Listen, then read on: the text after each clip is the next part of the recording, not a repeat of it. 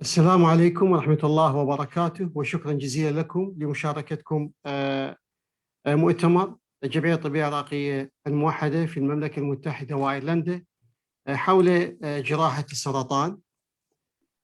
يسعدنا يكون معنا اليوم متحدثين كبار في هذا المجال، وكما عودتكم الجمعية الطبية العراقية الموحدة أنه احنا دائما المتحدثين يكونون من العراق، من داخل العراق ومن خارج العراق، والغرض هو أنه تبادل المعرفة والتباحث فيما نستطيع أن نقدمه سوية من داخل العراق وخارجه لشعبنا ولمرضانا في العراق.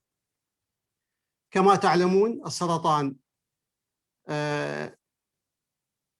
يأخذ أرواح عديدة في كل العالم، وفي العراق الحرب مستمرة ضد مرض السرطان.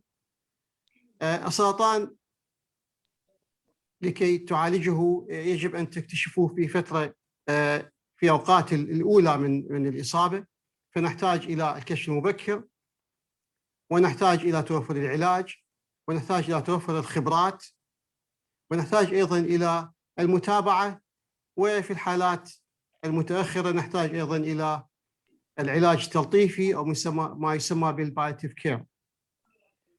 معنا أساتذة كبار هذا اليوم، وسيقسم المؤتمر إلى قسمين. القسم الأول سيكون بإدارة البروفيسور الأستاذ الدكتور خالد رجب، يساعده أيضا الأستاذ الدكتور تحسين الربيعي. والجزء الثاني من الكونفرنس سيكون برئاسة الأستاذ الدكتور عقيل شاكر. في البداية أحب أن أشكر المشاركين. معانا هناك الدكتور صالح حسين علي العيساوي، والدكتور زيد الشماع. طبعا الدكتور صالح من العراق، زيد الشماع من بريطانيا، والدكتور محمد السعيدي من العراق، ومعنا أيضا بروفيسور هري من بريطانيا سيشاركنا لاحقا. في البداية أحب أولا أن أشكركم، وأنبه أيضا رجاء خلي الميكروفونات على الصامت حتى نعطي فرصة للبقية يسمعوا بصورة جيدة. إذا كان عندكم أي سؤال رجاء اكتبوا السؤال على جهة الشات. في منتصف الندوة أو الكونفرنس هذا اليوم راح ننزل لكم اللينك حتى تخلون أسماءكم والإيميلاتكم والفيدباك حتى نبعث لكم السيرتيفيكيت.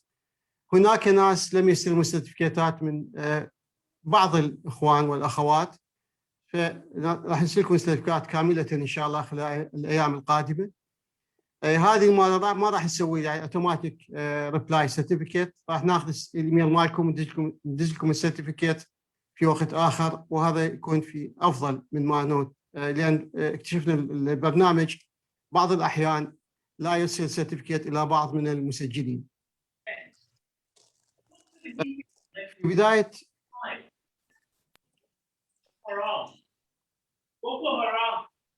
حديثي اليوم أحب أولاً أقدم لكم الأستاذ الدكتور خالد كريم رجب، وهو بكالوريوس طب من جامعة المستنصرية عام 1983، وحصل على شهادة البورد عام 1993.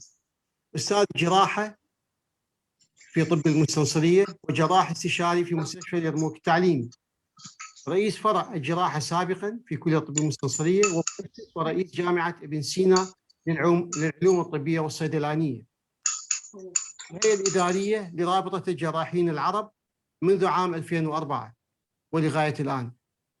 لديه الكثير من البحوث والمشاركات الوطنية والعربية والعالمية، وهو رئيس جمعية الجراحين العراقية ومدير مركز اليرموك للدراسات العليا للتحري عن الأورام، ومشرف وممتحن البورد العراقي والعربي، ورئيس لجنة خبراء الجراحة في وزارة التعليم العالي والبحث العلمي. نرحب بالأستاذ الدكتور خالد كريم، ونطلب منه أن يحدثنا قليلاً عن جمعية الجراحين العراقيين. دكتور خالد الميكروفون لك الآن. شكرا جزيلا. شكرا دكتور رافد على هذه المقدمة، وأشكر السادة الحضور جميعا، وإن شاء الله نكون على تواصل دائما، وأشكر من نفس الوقت دعوتكم الكريمة. لاحظت حقيقة نقاط بسيطة على الجمعية، بس واحد لازم يذكر أنه لكل جمعية أو لكل مؤسسة تبدأ ببذرة، وهاي البذرة هناك من يصنعها أو يصنع. فأبدأ بالبداية حقيقة أريد أحاول هم أسوي سكرين شير، ما أدري إذا بنت أو لا السكرين. دكتور رافد لو تسمعوني. ألو. نعم. نسمعك دكتور. آسف. نعم. أوكي. أي حب تسوي شير حقيقة سكرين؟ تأسست جمعية سويت شير سكرين، ما ما طلعت أو لا؟ لا ما طلعت، ما لسه. مو مشكلة أنا راح أتكلم يعني، ما أحتاج هذا. حقيقة تأسست الجمعية في 1/11/1988 بعد أن قدمت مجموعة من الأساتذة والأطباء جراحين بمختلف اختصاصات الجراحة لطلب تأسيس الجمعية. حقيقة الأسماء كانت مع سنة التخرج مالتهم الأستاذ أسامة نهاد رفعت اللي هو تخرج 1965، كلهم طبعا كانوا حاصلين على FRCS.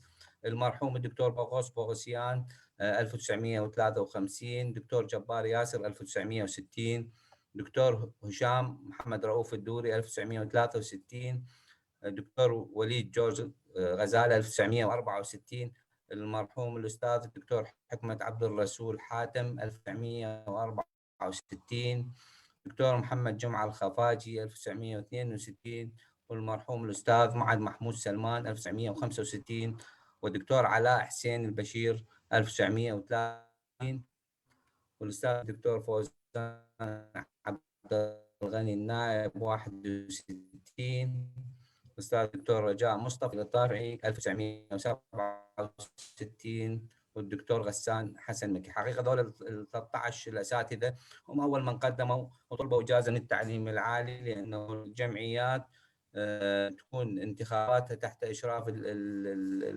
التعليم العالي. وافقت التعليم العالي حسب كتابها، وعقدوا اجتماع الأول، وانخبت الأسماء التالية كأعضاء للجمعية: المرحوم دكتور بوغوسيان، المرحوم دكتور إسماعيل الطائي، المرحوم معد محمود سلمان، ودكتور جبار ياسر، ومقداد العاني، دكتور غسان حسن مكي، ودكتور هشام الدوري، والمرحوم دكتور صرادي الجابر، ودكتور أسعد القاضي، فيما كان المرحوم دكتور طلال الجنابي ومحمد الخفاجي احتياط. بعد كل الجمعية كل 3 سنوات حقيقة يتم انتخابات. 1991 انتخابات الثانية كان المرحوم معد محمود سلمان، مقداد العاني، مرحوم رؤوف الطائي، الدكتور غسان حسن مكي، هشام الدوري، نايف الحسوني، زياد طارق، الأستاذ فوزان نائب، عوف السامرائي. الاحتياط كان محمد أسعد القاضي، صباح العقيلي. مثل ما تشوفون الأسماء مختلفة: جراحة، كسور بولية، ENT.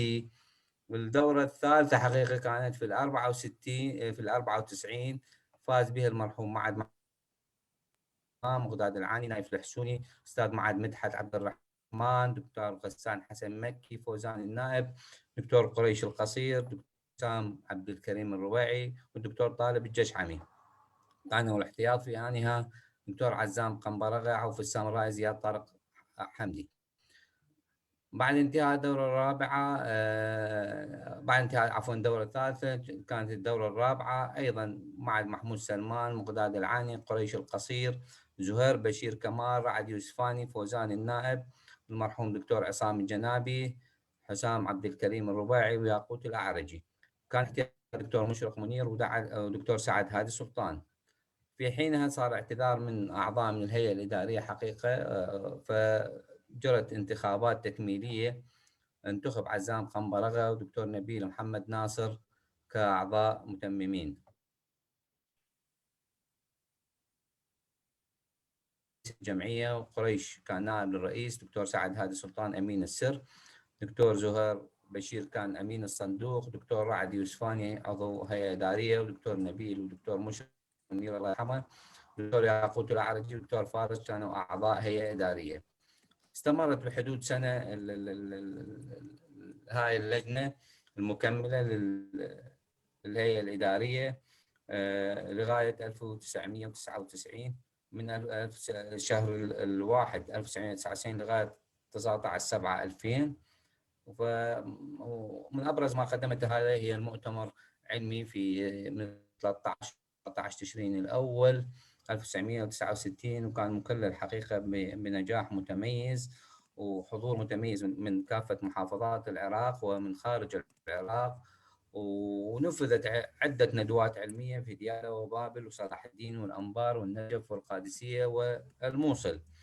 وأيضا شاركت في احتفالات الهيئة العراقية الاختصاصات الطبية بتخرج طلابها وقدمت الهدايا. وكان هناك اتفاقية تعاون مع جمعية الجراحية الأردنية لتطوير وتبادل الخبرات، ودخلت كعضو رابطة في جراحين العرب. لغاية 2000 جرت الانتخابات حقيقة الدورة الخامسة، فاز بها دكتور قريش القصير رئيس الجمعية، ودكتور سعد هادي سلطان أمين السر، مرحوم دكتور حكمة عبد الرسول رئيس اللجنة العلمية الكبير، دكتور فارس الصافي كان على اللجنة الاجتماعية، دكتور زهير بشير كان أمين المالي، والمرحوم دكتور مشرق منير، دكتور زياد طارق حمدي، ودكتور خالد كريم كأعضاء هيئة إدارية.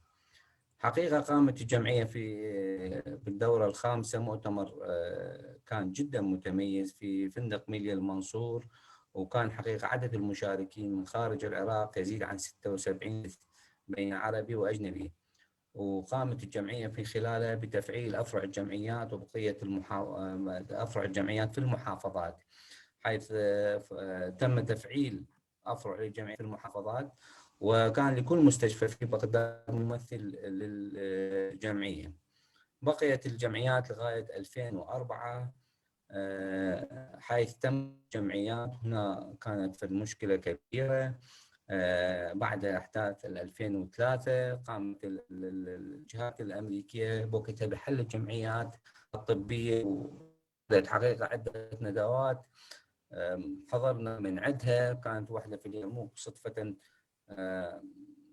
كان علم عندنا بيها، فكانوا يدعون أن الجمعيات العراقية الطبية ليس لها وجود، فمما سببت بعض المشادات في وقتها وجذب الحديث، وكانوا يريدون يحاولون كل الجمعيات لمنظمات المجتمع المدني، وما تحقق هذا الحلم الأمريكي اللي كان يريدوه بتفليش الجمعيات. فبقت الجمعيات حقيقة تتراوح فيما بينها، اضطرينا نرجع للتعليم العالي في وقتها. ما استقرينا إلا لغاية 2008، حيث شكلت الآن مؤقتة لديمومة الجمعيات، وبخلالها احنا حقيقة فعلنا تفعيل الجمعية، تفعيل بدون يعني حقيقة مشاركات مادية أو هذا، بس كان كل العمل طوعي بالكادر الموجود. قمنا بعلاقات جدا ممتازة مع جمعية International Society of Surgery، الأيوزغو International Gastroenterology and Oncology. حقيقة كان ويا هاي الجمعية إن باع طويل، وقدرنا أن نسوي اتفاقية لتدريب الأطباء في مختلف أنحاء يعني دول العالم، ولمدة لا تقل شهرين إلى 3، ومجانا فقط يتكفلوا بالسكن مالتهم، وعضوين إلى 3 لكل دولة. للأسف وقتها قدمناها لوزارة الصحة، لم يكن هناك أي تعاون. استمر هذا الحديث لغاية 2018 بأعمال الجمعية. جرت انتخابات جديدة وتم تفعيل الجمعية، وانتخبت الهيئة الإدارية الجديدة، وقمنا بتنشيط أفرع الجمعية في المحافظات مثل ديالى والديوانية وبقية المحافظات. وقمنا حقيقة العديد من الندوات اللي تدخل ندوات عن السرطان، وندوات عن MDT في معظم مستشفيات بغداد. وهيئنا مؤتمر حقيقة كان كبير للبريس وحضور عربي متميز، لكن للأسف ما قدرنا نحققه لسبب أنه صارت المظاهرات وصارت ممنوع تجوال في ذلك، مما اضطر الوفود للانسحاب في وقتها. لا نزال مستمرين حقيقة بتقديم كثير من الجهود، ما أريد أعرض الإنجازات، بس هذا مختصر مفيد عن الجمعية. أحب يعني ما أريد أطول بالنسبة للجمعية، بس حتى نبدي بالمحاضرة الأولى. المحاضرة الأولى حقيقة راح يقدمها الدكتور صالح العيساوي، هو Consultant General Surgery, Diploma from Kuva University, MRCS from Ireland, FRCS from Glasgow, working at Fallujah Teaching Hospital, has different paper publishing, and he is lecturer in Fallujah Medical College. Today he will talk an important subject. To me, I think it is very important subject and challenging in our community. The subject is early detection of breast cancer, where we are. Please, Dr. Saleh Al-Isawi.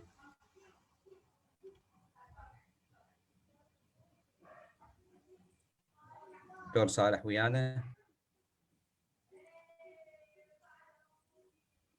الو دكتور صالح ويانا؟ نعم دكتور صالح، بس اني ميوت المايك رجاء.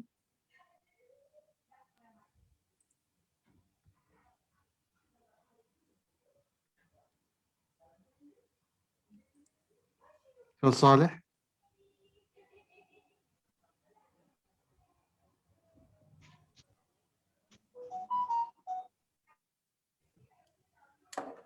اعتقد ديسكونكتد. بس سوي لي شير سكرين دكتور. نعم وياكم دكتور رافد. سوي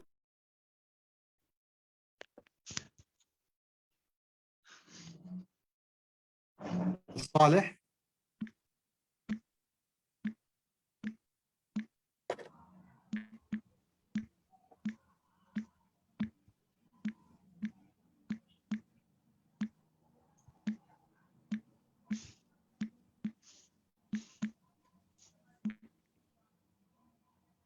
دكتور صالح تسمعني؟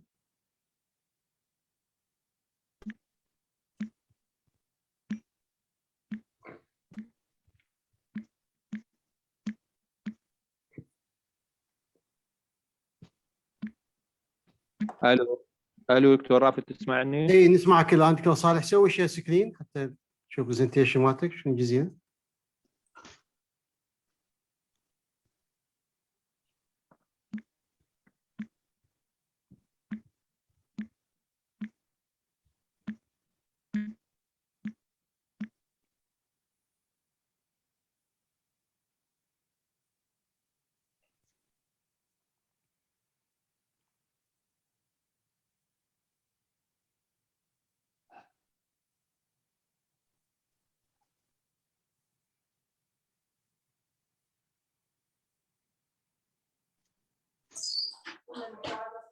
ممكن تختار البرزنتيشن دكتور صالح؟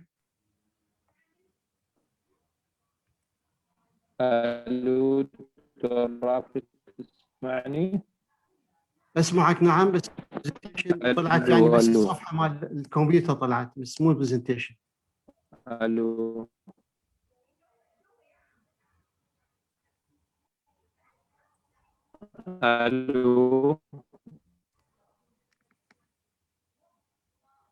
نعم دكتور.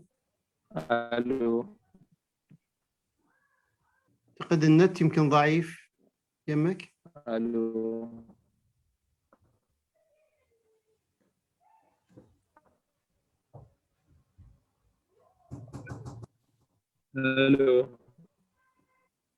دكتور صالح النت اعتقد ضعيف.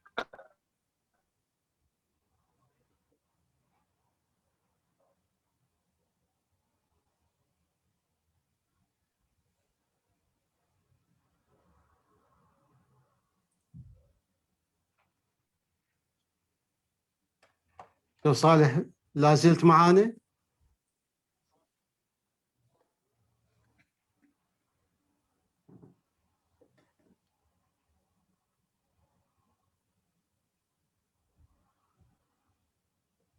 أعتقد أنه ضعيف. ممكن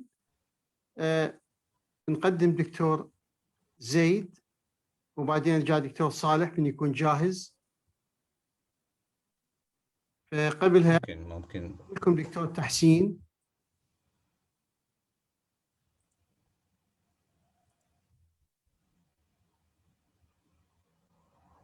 دكتور تحسين تسمعني؟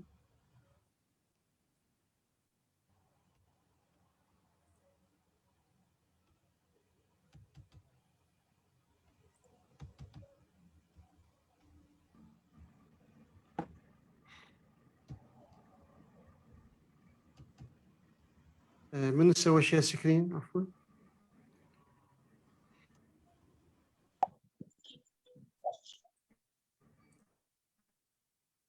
دكتور تحسين. والله في احنا نديره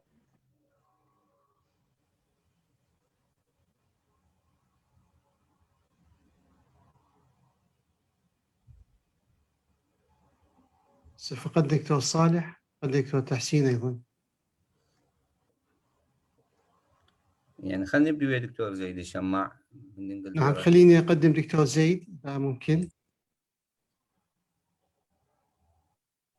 دكتور زيد نعم. حمادي الشماع, graduated from Baghdad University, PhD from Leeds University, fellow College of Surgeons.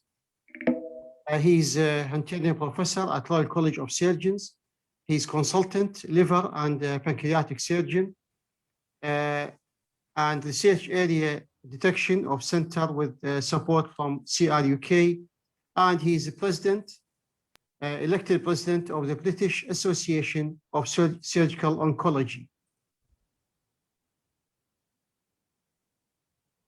تسمعني دكتور؟ نعم نسمعك دكتور, بس دكتور صالح أعتقد. دكتور رافد ده يخربط عندي النت ما أعرف ليش. زين. ألو. راح نخلي دكتور زيد. أوكي خلي دكتور زيد. والكذا النت صار قوي بعده إذا ما في مشكلة. إن شاء الله. أوكي. إن شاء الله. So shall I start, Dr. Rafid? Yes, please, Dr. Zaid. Thanks a lot. Shukran jazilan. Thank you very much, Dr. Rafid, and it's my pleasure and honor to be with you presenting some experience of liver metastatic disease.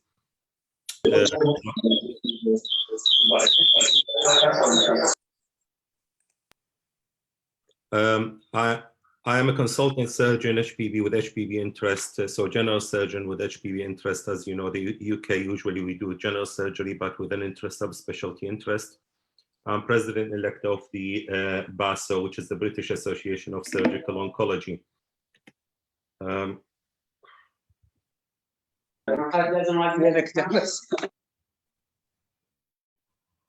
Okay, so I'm going to talk to you within the next 25 minutes about overview of liver cancer with some hints on epidemiology and evolution.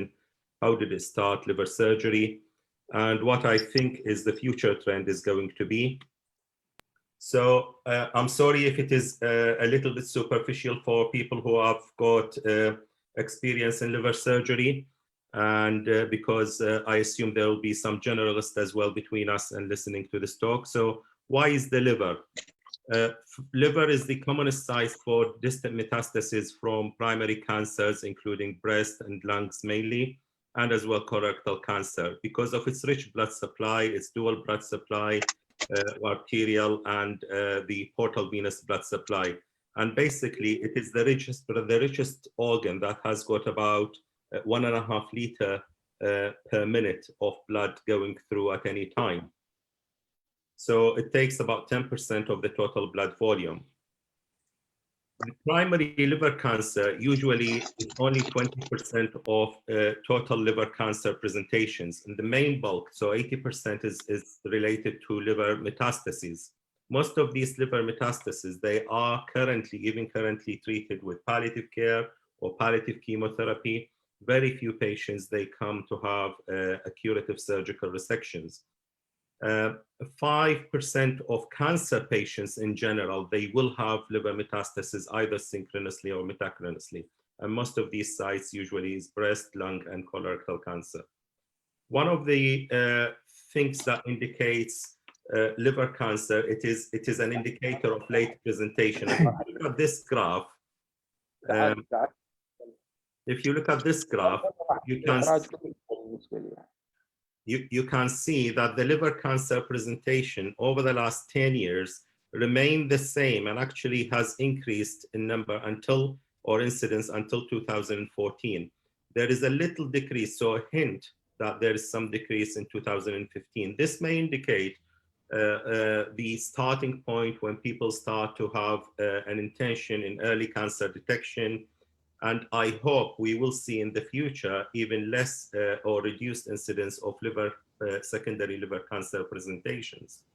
Particularly, we in the UK now started what we call it a rapid investigation services or rapid diagnostic centers, where patients with vague symptoms, they get transferred by GPs earlier to the secondary care and get investigated for a possibility of cancer as early as possible within 28 days.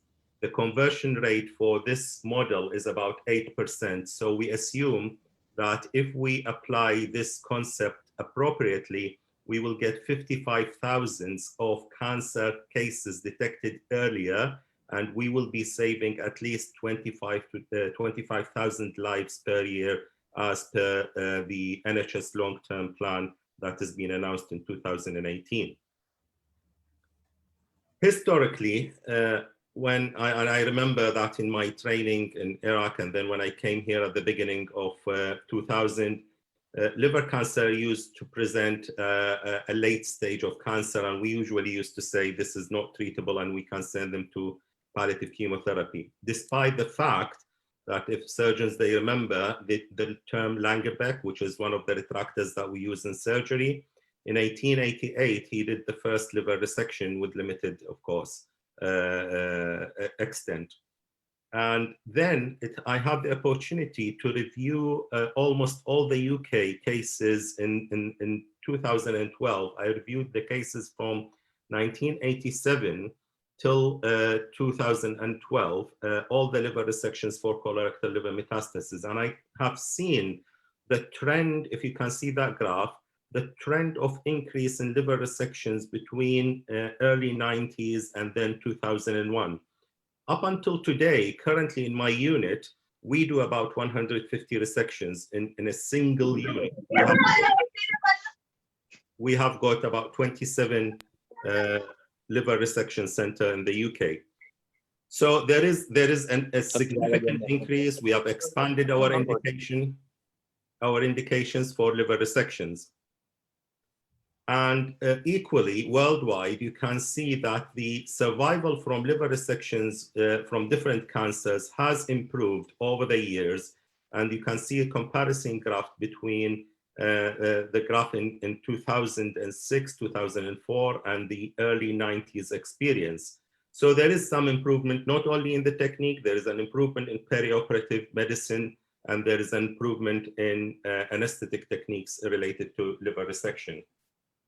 So if you imagine the liver has got 8 segments, and usually we will be able to resect almost 70–75% of the liver as long as we leave one single inflow, so portal vein and arterial flow, and one single outflow. You remember we have got 3 venous outflow to the liver, so we can resect 2 and leave 1.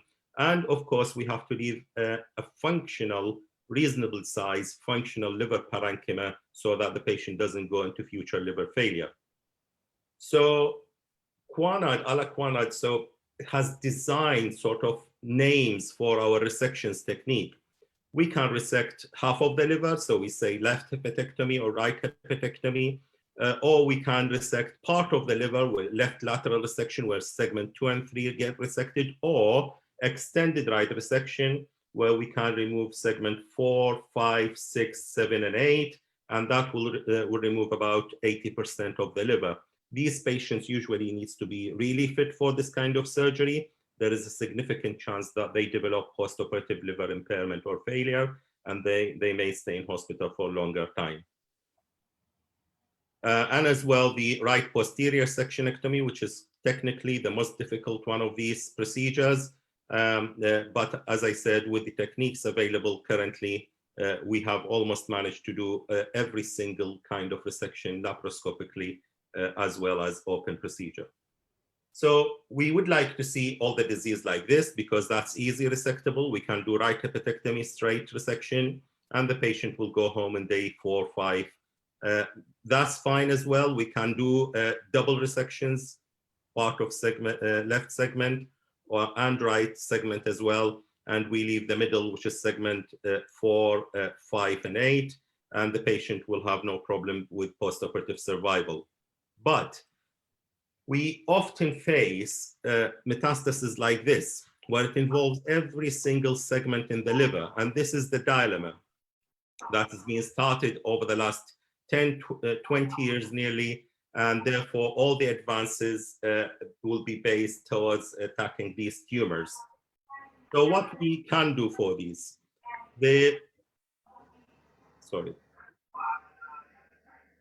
The first thing we can do, we can improve the size of the remnant liver by doing portal vein embolization. And we usually do that only for improving the left side of the liver, because embolizing the left vein, unfortunately, doesn't improve the size of the right liver. More recently, over the last 10, 20 months, the concept coming of liver venous deprivement, where they embolize the portal vein and the hepatic vein, and that will accelerate or expedite the speed by which the remnant liver will hypertrophy and then speed up the progress of the patient postoperatively. In addition, the huge advance in the preoperative downstaging chemotherapy has happened over the last 10 to 15 years. And we can see first-line, second-line chemotherapy, and we still fight with it until we get the patient to a stage where we can remove most of the remnant liver disease that we can see on the scans.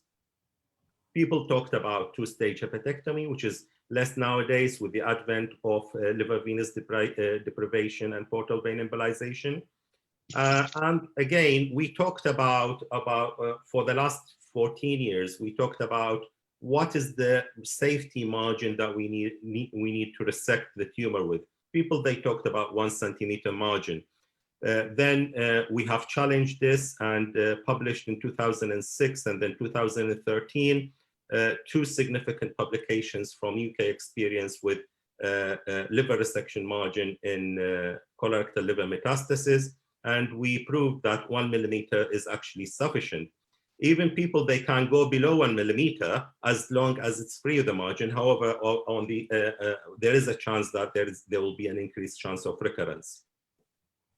And more recently, minimally invasive liver surgery is taking the step ahead.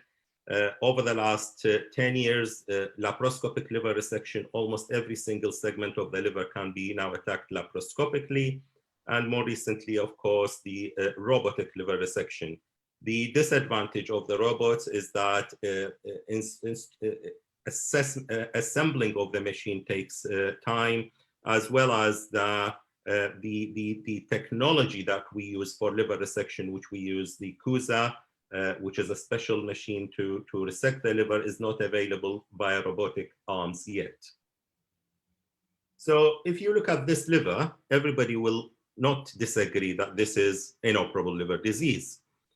But our oncologist colleagues, they give only 3 months of FOLFIRINOX treatment.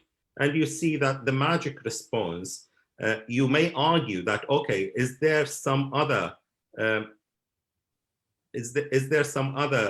disease that we can see in the center of the liver? Yes, this is the possibility, but still we can do a first stage liver resection, and then if the tumor recurs, then we will do further liver resection later on.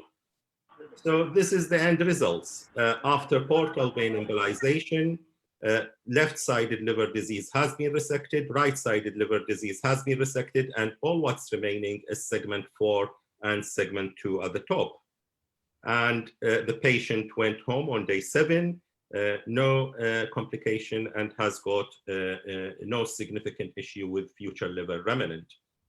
The liver is a forgiving organ. It just let us do a lot, as long as I said you can leave one single outflow, one single inflow.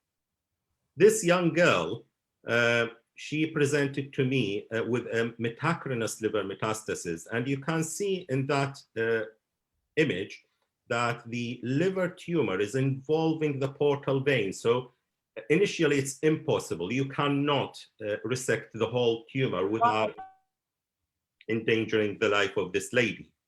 So we went to give her chemotherapy, and 3 months later, you can see that the tumor has shrunk away from the portal vein, where it left me some margin that I can dive in and resect it from the portal vein. And this is, she had an extended left hepatectomy, and that way you can see the remaining liver is only the right posterior segment, which constitutes about 22% of the liver volume. This you can see is segment 5 pedicle. So everything on the left has been resected, and this is segment 1. So everything is possible now. We do a lot of major resections, and this is a massive liver metastasis, which is almost 14 centimeters, been rejected from many centers, and they came to us, and we resected it. Of course, with some kind of portal vein embolization was not possible in this time, because the tumor itself has blocked the portal vein on the right side. So he had naturally developed some hypertrophy in the left side. And this is what's remaining from the liver. And again, the patient will not have any trouble from that. Seems to be very healthy remaining liver and can survive without problems, and then even can have future resection if there's any recurrent tumors. This is a pre-chemotherapy. You can see, I think that you can see there in segment 1, there is liver metastasis, as well as in all right segments. So the remaining part of the liver will be small and will form a small future liver remnant. And therefore, we give him chemotherapy. And then after the chemotherapy, we did portal vein embolization. And after the portal vein embolization, we did an extended right hepatectomy, and all the tumor with the clear margins being resected. These patients usually will have an expected 5-year survival of about 40%, between 40 and 45%. And you can see the raw cut surface of the liver here, and the liver, the remaining hypertrophied left-sided of the left side liver as well. That's the view of a portal vein embolization, that you can see the demarcation line between the right lobe of the liver and segment 4, and you can see how segment 2, 3, and 4, they have been hypertrophied, so that the patient can tolerate major liver resection later as well. So what about the number of tumors? So I did some review when I was a registrar in Leeds, and we have found that by dividing people, they used to say more than 5 liver lesions is not favorable for liver resection. Then we increased the number to 8, and we calculated the multivariable regression analysis, and we found that actually you can go up to 8 without significant effect on post-operative mortality, and with a reasonable outcome with improving in long-term survival. And the most important part, that when we reviewed the 2 major liver resectionist centers in the UK, is the work we've done on the margin. As I said, they used to say 1 centimeter margin is required for a safe liver resection. With this argument, we refuted that, and we calculated that 1 millimeter is more than enough to get a liver a clear margin and with an improved and no effect on long-term survival.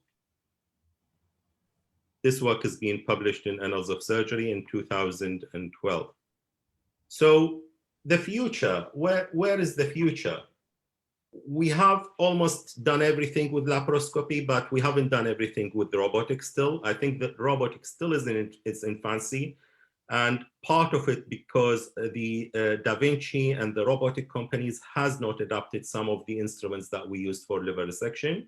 Having said that, they have got much better access to posterior sections of the liver, which is at the top near the diaphragm, segment 7 and 8. And I think the future will have a big impact on robotic liver surgery.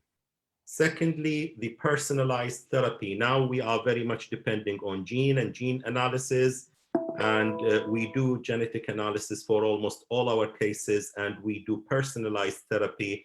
Some chemotherapy and some monoclonal antibodies work better on people with mutations rather than people without mutations. And I'm sure my oncology colleagues sitting in this room, they will appreciate this, that the future is always talking about precision medicine in oncology.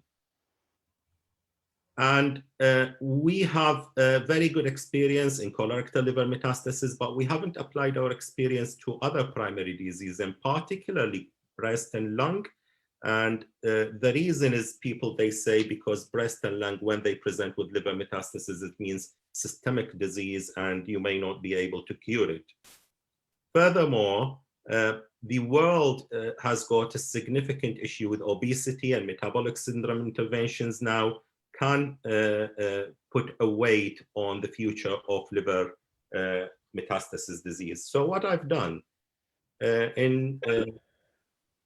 we have reviewed the colorectal cancer from 1,000 cases colorectal cancer, and we found that people with metabolic syndrome, they have got significant liver metastasis impact. And by what I'm saying is that people with liver cancer and metabolic syndrome, they have got higher chance of liver metastasis and metastasis elsewhere, but particularly we're talking about the liver. In addition, prior to that, we found that people with metabolic syndrome, even if you resect their liver with a curative intent, they have got higher chance that they get recurrence, and that's comparing with steatotic and non-steatotic liver with a propensity score matching analysis. Then we talked about breast liver metastasis. This is a systematic review that has been done but not been published yet. It's on way to the European Journal of Surgical Oncology. And we found that people, if you see that people with the green line, those are people with breast liver cancer who had liver resection. With the blue line, those are people with liver cancer, liver metastasis who had ablation. And the red line, people with liver metastasis only, who have only chemotherapy. And you can see the significant difference in survival and improvement. And as I said, there will be lots of logistics if we start to apply the breast liver metastasis idea with liver resection, particularly fighting a systemic disease, which could be a right theory. But we need to have a patient selection to start with. And there are a couple of trials. There is a European registry started just recently last month, and hopefully within a year or 2 years, we'll have some results from this European collaborative. This slide will show you a comparison of liver resection between different liver primaries, and that's including breast cancer, which is the pink one, melanoma, and pancreatic cancer, of course, you wouldn't be surprised, is the worst. Colorectal cancer is the black one, and esophagogastric cancer and sarcoma. And you can see that these three cancers are the one which is really encouraging for us to progress with liver resection for metastasis from these primaries. However, there will be a need, significant need for trials before we start to apply this. Unfortunately, with the colorectal cancer, colorectal liver metastasis, there wasn't a trials per se, And the reason, it's historically been proven that it is the correct way of management. What about laparoscopic liver resection? We started to compare laparoscopic with open liver resection, and we found that inflammatory markers with laparoscopic liver resection are particularly in day 1 and day 2, they are significantly less with laparoscopic procedure compared to open procedure until they start to equilibrate on day 3. Similarly, the albumin, which is sort of an indirect indicator of as inflammatory markers, it is much better and improved after laparoscopic liver resection. And this will explain why people with laparoscopic liver resection, they get much quicker and easier post-operative recovery compared to the laparoscopic one. So I hope my surgical colleagues can enjoy this video, which is only 3 minutes video.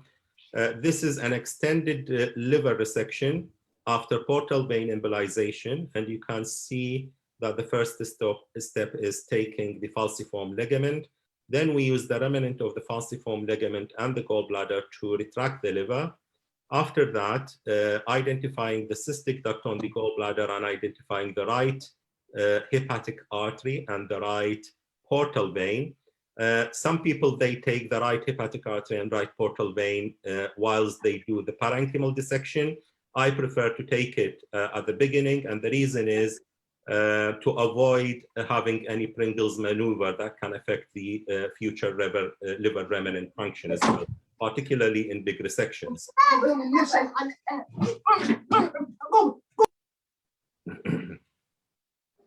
So you can see that's the right portal vein, and it's been identified, and then now we started to mobilize the liver. You can see that the right liver here in this video is darker, and this is because of the portal vein embolization. The most difficult step, I must say, is the mobilization of the right liver, because it's very heavy and you need to have really good assistant to help you lifting up and really good cameraman to help you going through and around the liver. And this is the one of the branches going to the vena cava directly. Makuchi branch, my surgical colleague will know that. And then I start to do an ultrasound scan just to identify where is the middle hepatic vein, and I make sure that I'm away from the middle hepatic vein if I can save it at all if possible, because future liver remnant and the future liver failure will be very much dependent on how much outflow you've got. We use different instruments to transect the liver. The Energic device, which is one of them is called Harmonic. The other one is Thunderbeat that we use nowadays, and the Ligashore. Some people, they use Ligashore. But the most important instrument, you can see this one, this instrument is the CUSA, which is basically Cavitron ultrasonic machine that distinguish between liver parenchyma and big blood vessels. And I just don't know how we can progress with robotic liver surgery before they invent this machine to be used for the liver. I know some people, they used it, but because we are very much used to use it, we said we need to really, and we said that to Da Vinci very clearly, we need to get this device to be used by the robot before we start to have major liver resections. And you can see that now the liver is nearly going to be out. All what's remaining is the pedicle, which has been lifted up and divided.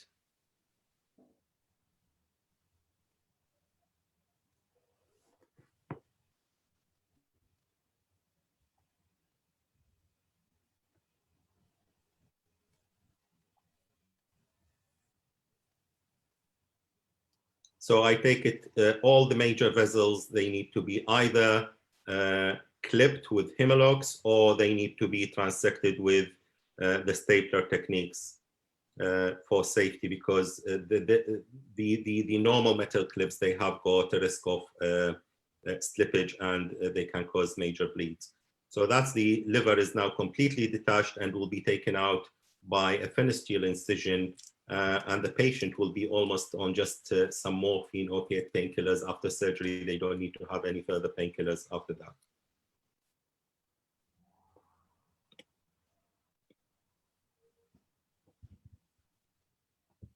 Right. So to take home message, for generalists, I would say make sure that all your colorectal liver metastases, they stick to the guidelines with postoperative surveillance scans. Early detection of these tumor recurrence, they can be easy treatable by combination of chemotherapy and surgery. And for HPB specialists, liver surgeons, I would, the take-home message is that inoperable is only can be considered when we cannot save a single inflow and outflow. And laparoscopic techniques is now being applied for almost every single segment of the liver. And the future, I think, is going to be a robotic techniques. And once we have got the right instruments for that. Thank you very much. And I would like really to appreciate Dr. Rafid and the team for organizing this meeting. And thank you very much all for listening. شكرا جزيلا دكتور زيد. Thank you. I'll be very happy if you want to ask questions now or later. Can we make it later, دكتور زيد, depending on the time? عندنا دكتور تحسين, دكتور صالح. فإذا ممكن أقدم على السريع دكتور تحسين بعدين. دكتور رافد. نعم, جاهز دكتور صالح؟ والله أنا كان خلل عندي بالكمبيوتر يعني باللابتوب, فهسه حولت على الموبايل, فإن شاء الله أكون جاهز يعني, بس سوي لي شير سكرين. أوكي. تقدر تسوي شير سكرين يمك؟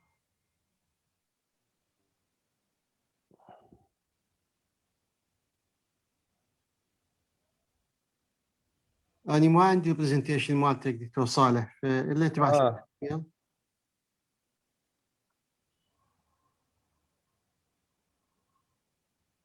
الو دكتور صالح, تقدر تدخل برزنتيشن مالتك, يعني نسوي له شير سكرين؟ اني دا احاول هسه دا احاول. اوكي زين, ما دام بينما انت تحاول خليني بس اقدم دكتور. اوكي دكتور تحسين ربيعي حتى يكلمنا ايضا على جمعيتهم. دكتور تحسين ربيعي graduated from Baghdad College of Medicine 1994. He's a specialist clinical oncologist from Baghdad College of Medicine 2010, and he's the one of the founders of the Iraqi Society of Clinical Oncology, ISCO, in 2009.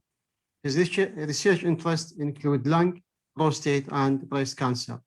He introduced clinical trials to the first time in 2015, and he is the principal investigator in 3 clinical trials sponsored by pharma.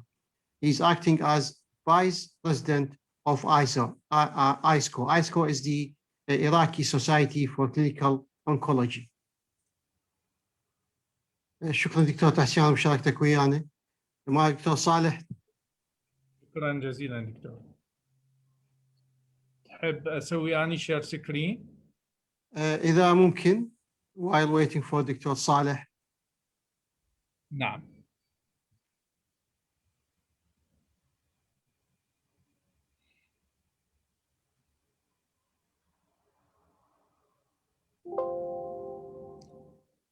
شوفوها دكتور الآن؟ أي نعم, واضح جدا, تفضل. Okay, شكرا جزيلا.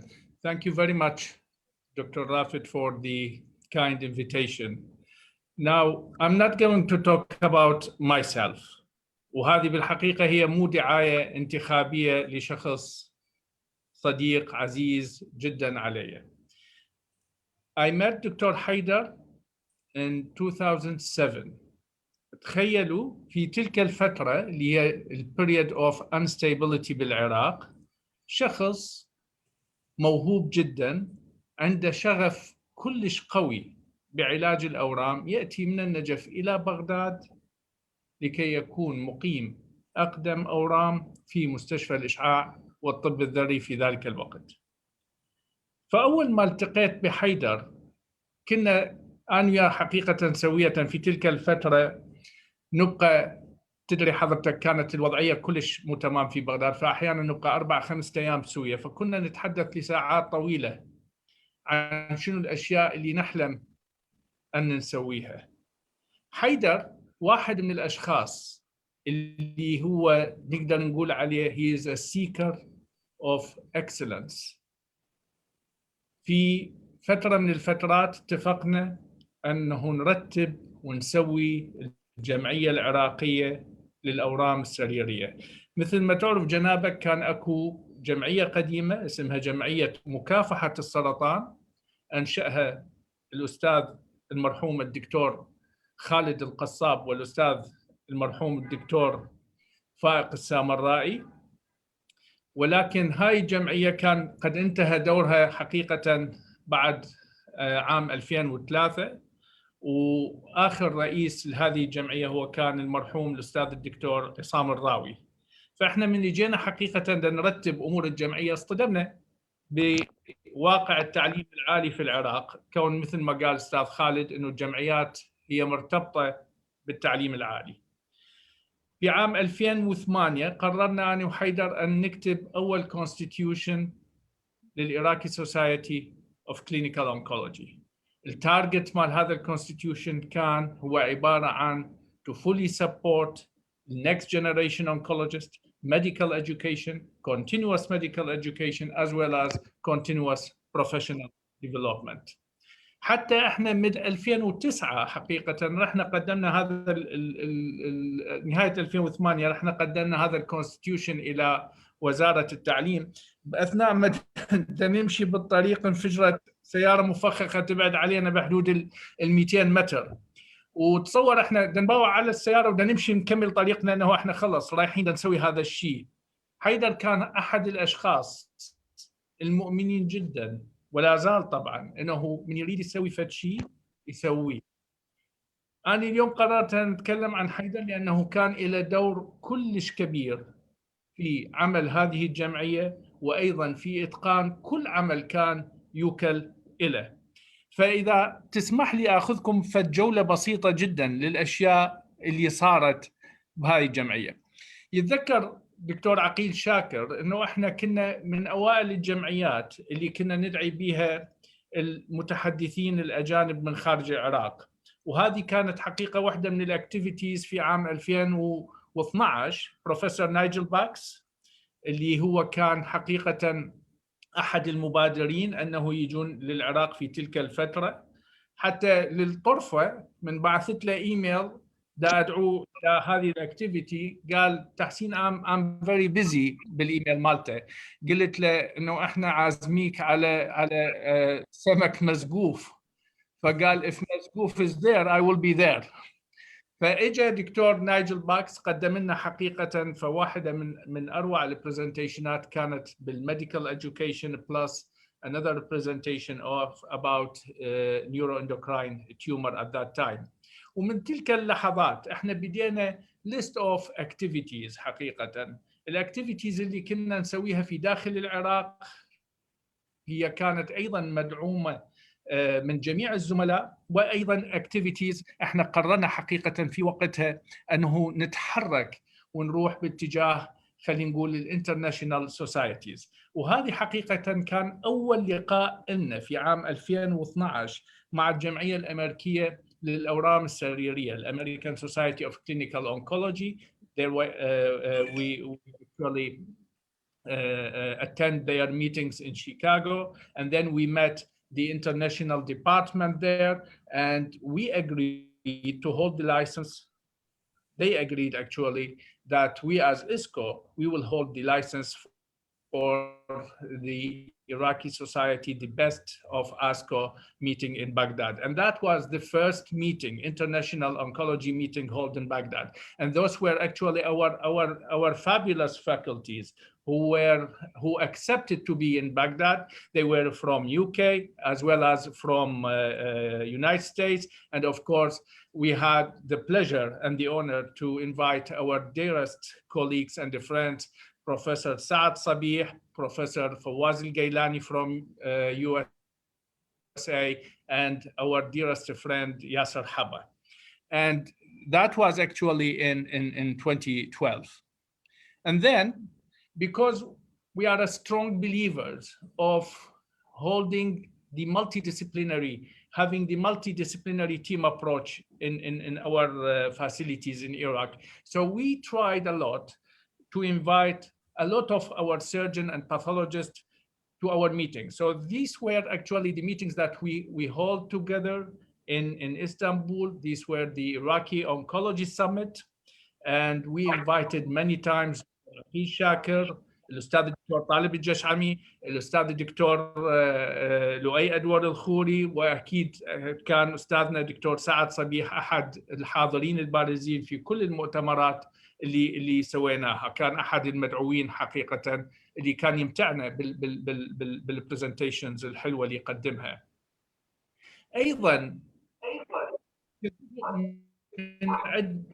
من تقدير لدور الأساتذة الكرام في إنشاء هذا الفرع وبالقيام بما قاموا به من أجل أن نصل إحنا اليوم بما وصلنا إليه، هو السبب والفضل لهم. فكان حقيقة هذا القرار من عندنا أن نكرم هؤلاء الأساتذة وأن نسمي إحدى الردهات اللي موجودة في مستشفى. هذا لما كنت أنا حقيقة مدير لمستشفى الأمل اللي هي الطب الذري سابقا كان اسمها، فسميناها ردهة الأساتذة تكريما للأستاذ الدكتور أمجد النعيمي والأستاذ الدكتور سعد صبيح، طبعا لأستاذنا الغالي هو حقيقة he is not only our mentor, he is our dearest brother and dearest friend دكتور خضير الرواق. بنفس الوقت حقيقة كنا مشغولين كيف أن نربي جيل جديد من الأونكولوجيست، كيف أن نخليهم يتمتعون أو يحصلون على أروع ما يمكن العلوم الطبية الحديثة. فكنا حقيقة دائما نقيم هذه الفعاليات العلمية في داخل العراق، سواء كانت في بغداد، أقمنا فعاليات في النجف، أقمنا فعاليات في البصرة، أقمنا فعاليات في أربيل وفي السليمانية كذلك. فهذه كانت حقيقة هو واحدة من التارجتس اللي حطيناها للجمعية العراقية للأورام السريرية حتى تقوم بهذا العمل. أخيراً احنا حقيقة كنا سابقاً احنا بس نقرأ حقيقة عن بينك أكتوبر، اللي هو تعرف جنابك أكتوبر هو شهر سرطان الثدي اللي هو البريست كانسر أويرنس مانث. فكانت وحدة حقيقة من الأشياء اللي أحد الإخوان اليونغ أونكولوجيست اللي هو كان دكتور عوف عبد الرحمن طلب أن نسوي هذا الشيء في مستشفى الأمل. وبالحقيقة احنا يعني سويناها فقط على مود في ذلك الوقت، وهذا كان طبعا بالمناسبة ب 2014. الوضع كان تدري حضرتك كلش صعب. إذا تشوف يمكن هذه الصورة كانت بالعشرة بالليل، سيارة واحدة بس لا تمشي بالشارع بذاك الوقت. فكانت هذه الصورة الرائعة لمستشفى الإشعاع والطب الذري اللي سميت لاحقا بمستشفى الأمل الوطني لعلاج الأورام. And we were actually celebrating Pink October at that time. To this extent, I just would like to thank you all and say very thank you to Dr. Rafid Aziz for the kind invitation and for our dearest colleagues for their time to listen to my talk. Thank you. شكرا جزيلا دكتور تحسين. ممكن stop sharing the screen ومع دكتور صالح. هل توفقت إن شاء الله في تقديم المحاضرة دكتور صالح؟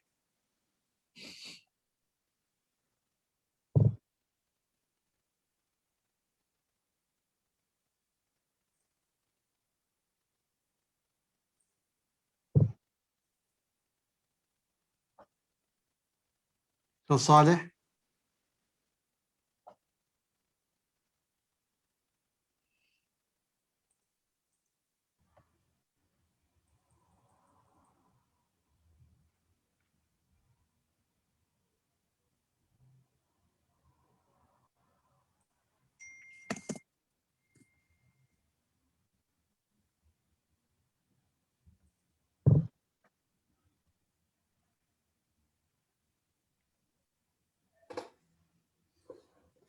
أعتقد لازم نمشي للوقت راح ياخذنا. دكتور صالح ممكن تسمعني؟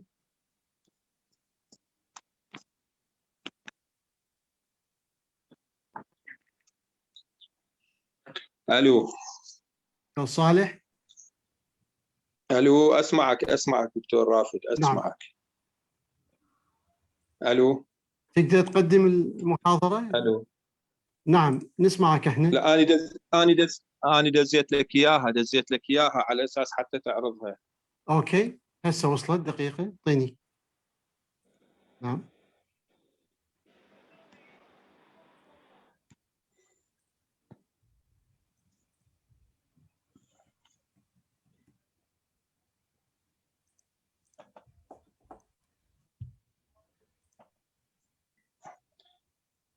الو اوكي نعم تشوفوها الآن؟ الو اي نشوف هسه المحاضرة، تشوفوها دكتور خالد تشوفها؟ اي اوكي اوكي يلا تفضل دكتور صالح، المحاضرة موجودة الآن. بسم الله الرحمن الرحيم. انا اسف جدا لان اكو خلل عندي صار بالكمبيوتر بهاللحظات هاي، اخذت من وقتكم وراح ابدي محاضرتي على الايرلي ديتكشن اوف بريست كانسر بالعراق وتجربتنا بالفلوجه اللي هي تجربه متواضعه. What's breast cancer? Breast cancer is a disease in which cells in the breast grow out of control. There are different kinds of breast cancer. The kinds of breast cancer depend on which cell in the breast turn to. 8 women in UK are diagnosed with breast cancer during their lifetime. If it's detected early, treatment is more successful and there is a good chance of recovery. Finding breast cancer early and getting state-of-the-art cancer treatment are the most important strategy to prevent death from breast cancer. Breast cancer that found early when it's small and has no spread is easier to treat successfully. Getting regular screening tests is the most reliable way to find breast cancer early. The American Cancer Society has screening guidelines for women at average risk of breast cancer and for those with high risk of breast cancer. For screening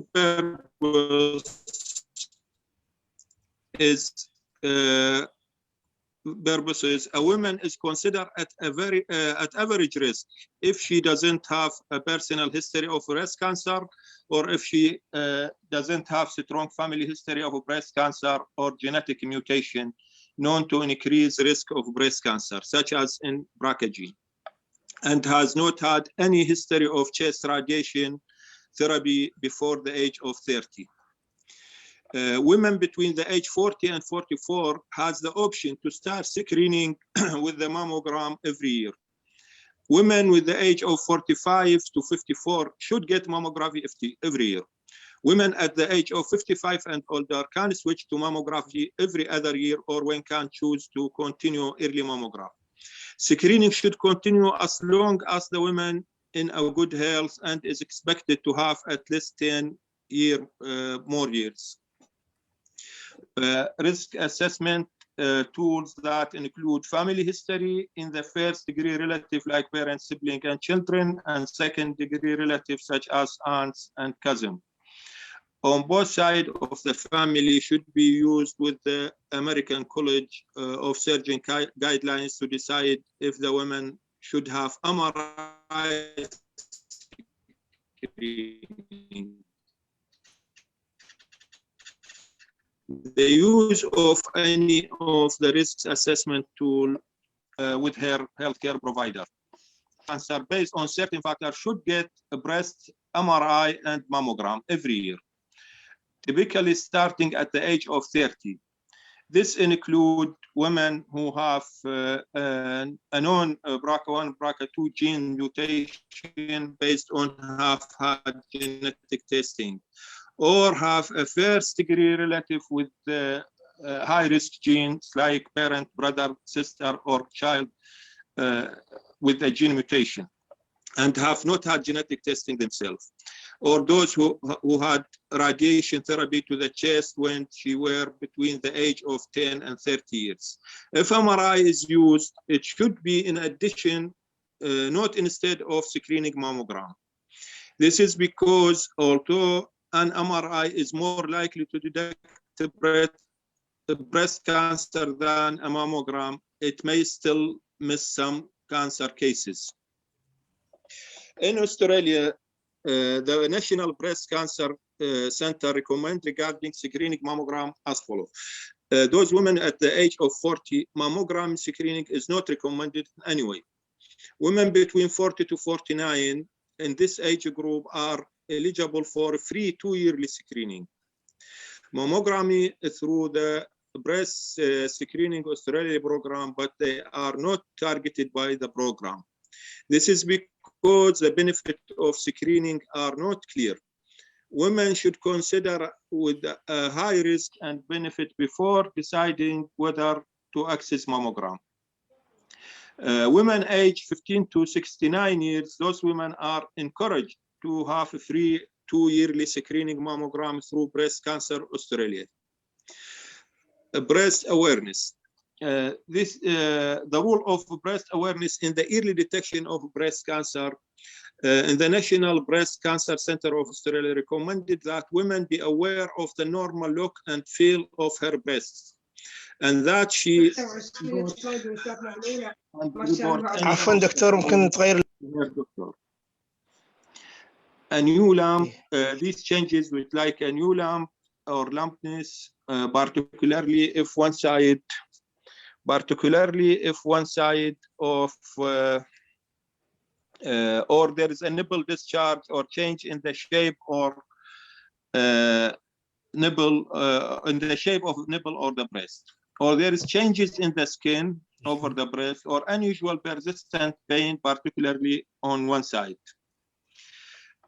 Regarding national hair surfaces in UK, women in England who are aged from 50 to their 71 birthday are registered with a GP invited for screening every 3 years. You may be eligible for breast screening before the age of 50. If you have a very high risk to developing breast cancer, if you have been found to have increased risk of developing breast cancer, you may have yearly MRI scan or mammography depending on your age and your specific level of risk. Mammography is the process by using low energy X-ray, usually around 30 kVp, to examine the human breast for diagnosis and screening. The goal of mammography is the early detection of breast cancer, typically through detection of characteristic masses or microcalcification.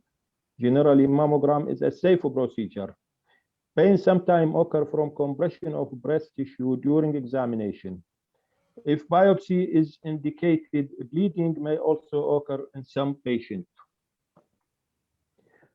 The common clinical applications of mammogram are first, screening mammogram to detect early cancer in asymptomatic women. Diagnostic mammogram to image the breast for diagnosis for previously identified suspicious breast lesion. Surveillance mammogram to assess recurrence of malignancy in a woman with a known case of breast cancer. Needle localization and tumor marker to obtain tissue sampling for breast mass that appear suspicious on screening or diagnostic mammography, and the tumor marking for surgery.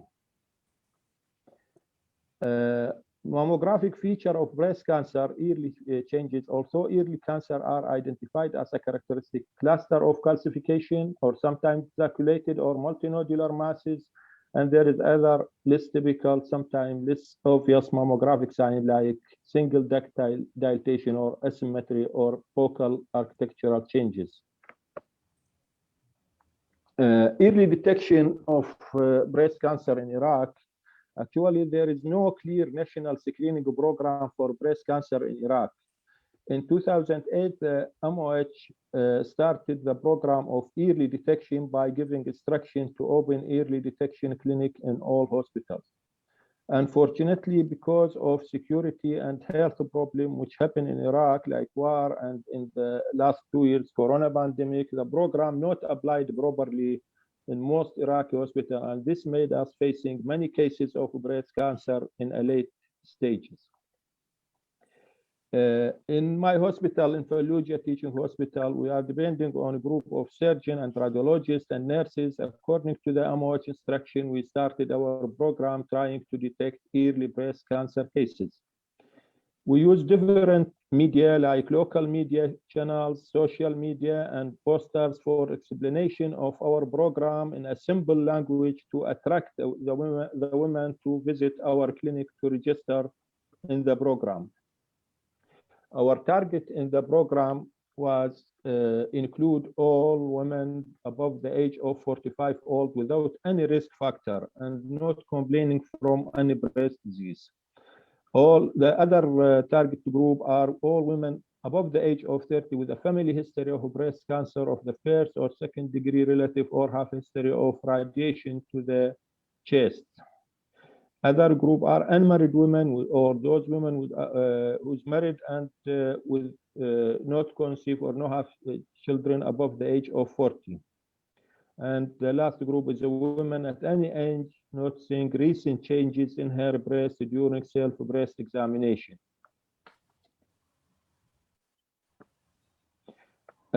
All our patients who visit our clinic in the hospital should be registered by and filled a special form, which is a MOH form that include detailed history with the help of IT employers and qualified nurse. The nurse explained the objective of our program and the subject of self-breast examination and and the steps of self-breast examination to every woman after registration.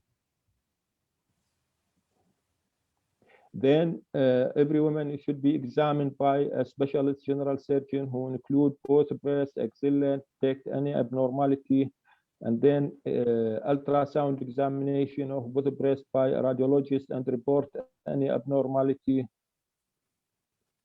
And the last step is a mammogram done by a female X-ray operator and read and reported by a special radiologist. A true cut biopsy in some selected cases with a positive finding is scheduled for biopsy by pathologists in the private sector. Other women with no finding are reassured and receive file number and appointment after 1 year for examination.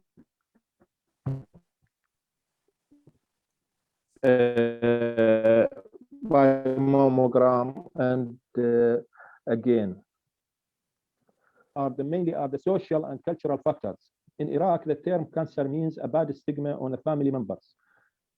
So a high percentage of women try to keep their disease secret and not visit early detection clinic for screening and examination.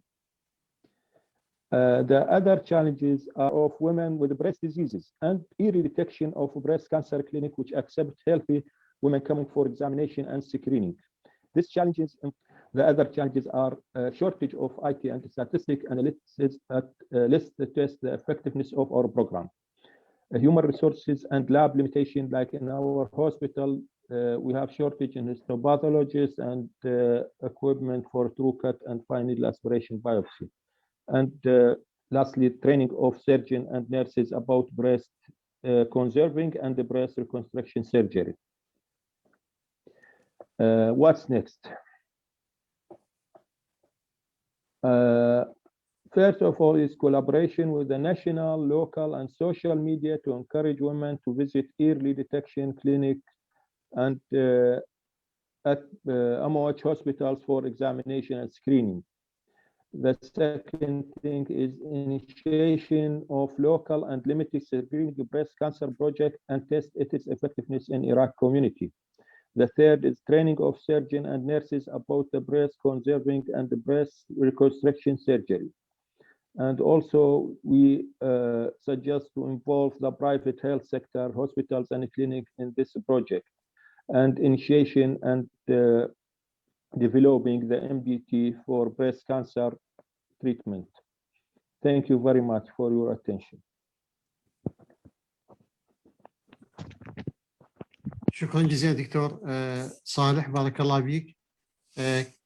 كنا نتمنى يصير فصل ونتناقش اكثر، نتواحد انه شلون شغله الايرلي سكرينينج in Iraq, how we can discuss that.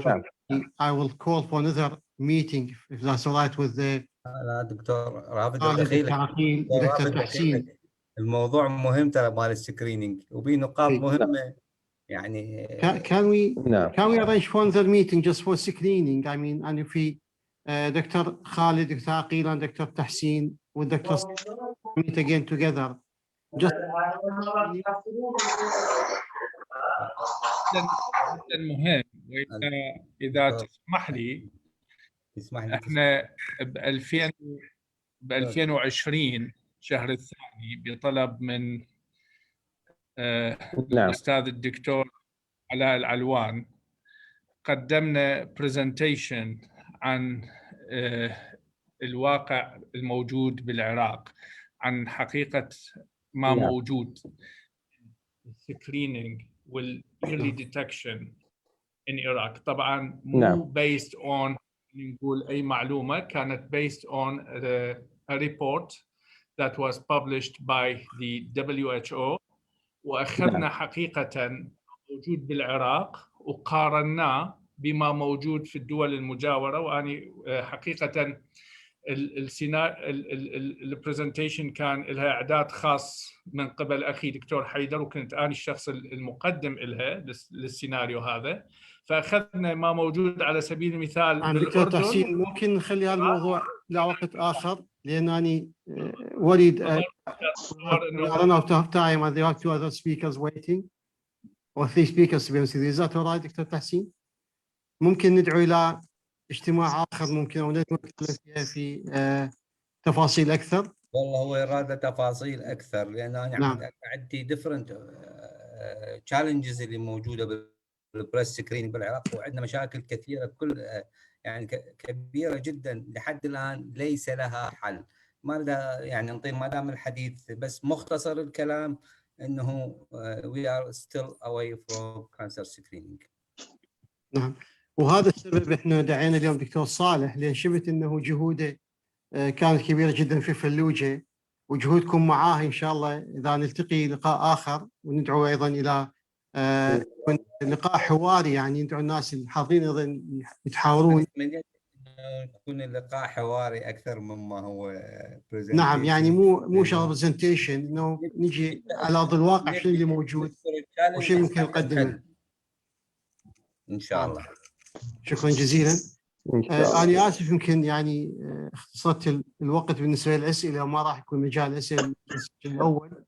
أنا كونشيس إنه الديسيشن الثاني، فإذا دكتور عقيل جاهز، وأحب أشكر طبعا الأستاذ دكتور خالد والأستاذ دكتور تحسين على مشاركتهم وعلى يعني إتحافنا للموضوع هذا، لكن موضوع كبير جدا، وأنا أعدكم إنه نسوي المحاضرة أخرى أو ندوة أخرى فقط الموضوع، وتكونوا انتم يعني المشاركين في الرئيسيين ان شاء الله. دكتور عقيل، اذا ممكن تسمح لي دقيقه اقدمك اول. تفضل. تعريف دكتور بروفيسور دكتور عقيل شاكر محمود، consultant surgical oncologist, Baghdad Teaching Hospital, Medical City, professor of surgery, College of Medicine, Baghdad University, president of Iraqi Society of Surgical Oncology, and he is the chairman fellowship of surgical oncology and of the Iraqi Board for Medical Specialization. دكتور عقيل، إذا ممكن تعطينا لمحة سريعة جدا عن السوسايتي مال السيرجيكال اونكولوجي بليز. شكرا جزيلا دكتور رافد على شكرا جزيلا لك. شكرا. واشكر ايضا الاساتذه اللي سبقوني، استاذ خالد واستاذ تحسين واستاذ زيد. حقيقه الجمعيه العراقيه لجراحه الاورام، يعني اللي هي الايسو، Iraqi Society of Surgical Oncology، يعني جمعيه حديثة العهد، يعني تم تأسيسها يعني في نهاية عام 2019. حلمنا يعني بدأ حقيقة في عام 2014 عندما كنت مدير مستشفى الأورام في إدارة مدينة الطب. احنا كجراحين اجتمعنا وسوينا في ندوة علمية اللي قلنا عليها بوقتها سميناها التحديات الحقيقية لجراحة الأورام في العراق. اجتمعنا عدة تخصصات، وكل واحد صراحة من الموجودين حكى يعني الهموم مالته الموجودة وشنو الريل تشالنجز اللي ممكن تصير في كل اختصاص، في الجراحة العامة، في الجي اي تي، في الثايرويد، في الاي ان تي، في الاورثوبيديك، في النيورو سيرجري. فحقيقة من ضمن التوصيات اللي طلعنا بها يعني بالندوة واللي رفعناها لوزارة الصحة انه تتأسس زمالة وتتأسس جمعية. فبدينا بهاي الحقيقة يعني مباحثات مفاوضات. تم رفع طلبنا الى وزارة التعليم العالي والبحث العلمي. في وزارة التعليم العالي والبحث العلمي شافوا انه جمعية بها اختصاصات متعددة، فقالوا دكتور احنا هذا طلبكم راح نرفعه للمجلس العراقي للاختصاصات الطبية. بالمجلس العراقي للاختصاصات الطبية يعني تم التصويت يعني على هاي الجمعية، وايضا تم اجراء الانتخابات. يمكن نطلع صورة الهيئة التأسيسية للجمعية، ما ادري يمكن طلعت واضحة دكتور رافد او لا، ما اعرف.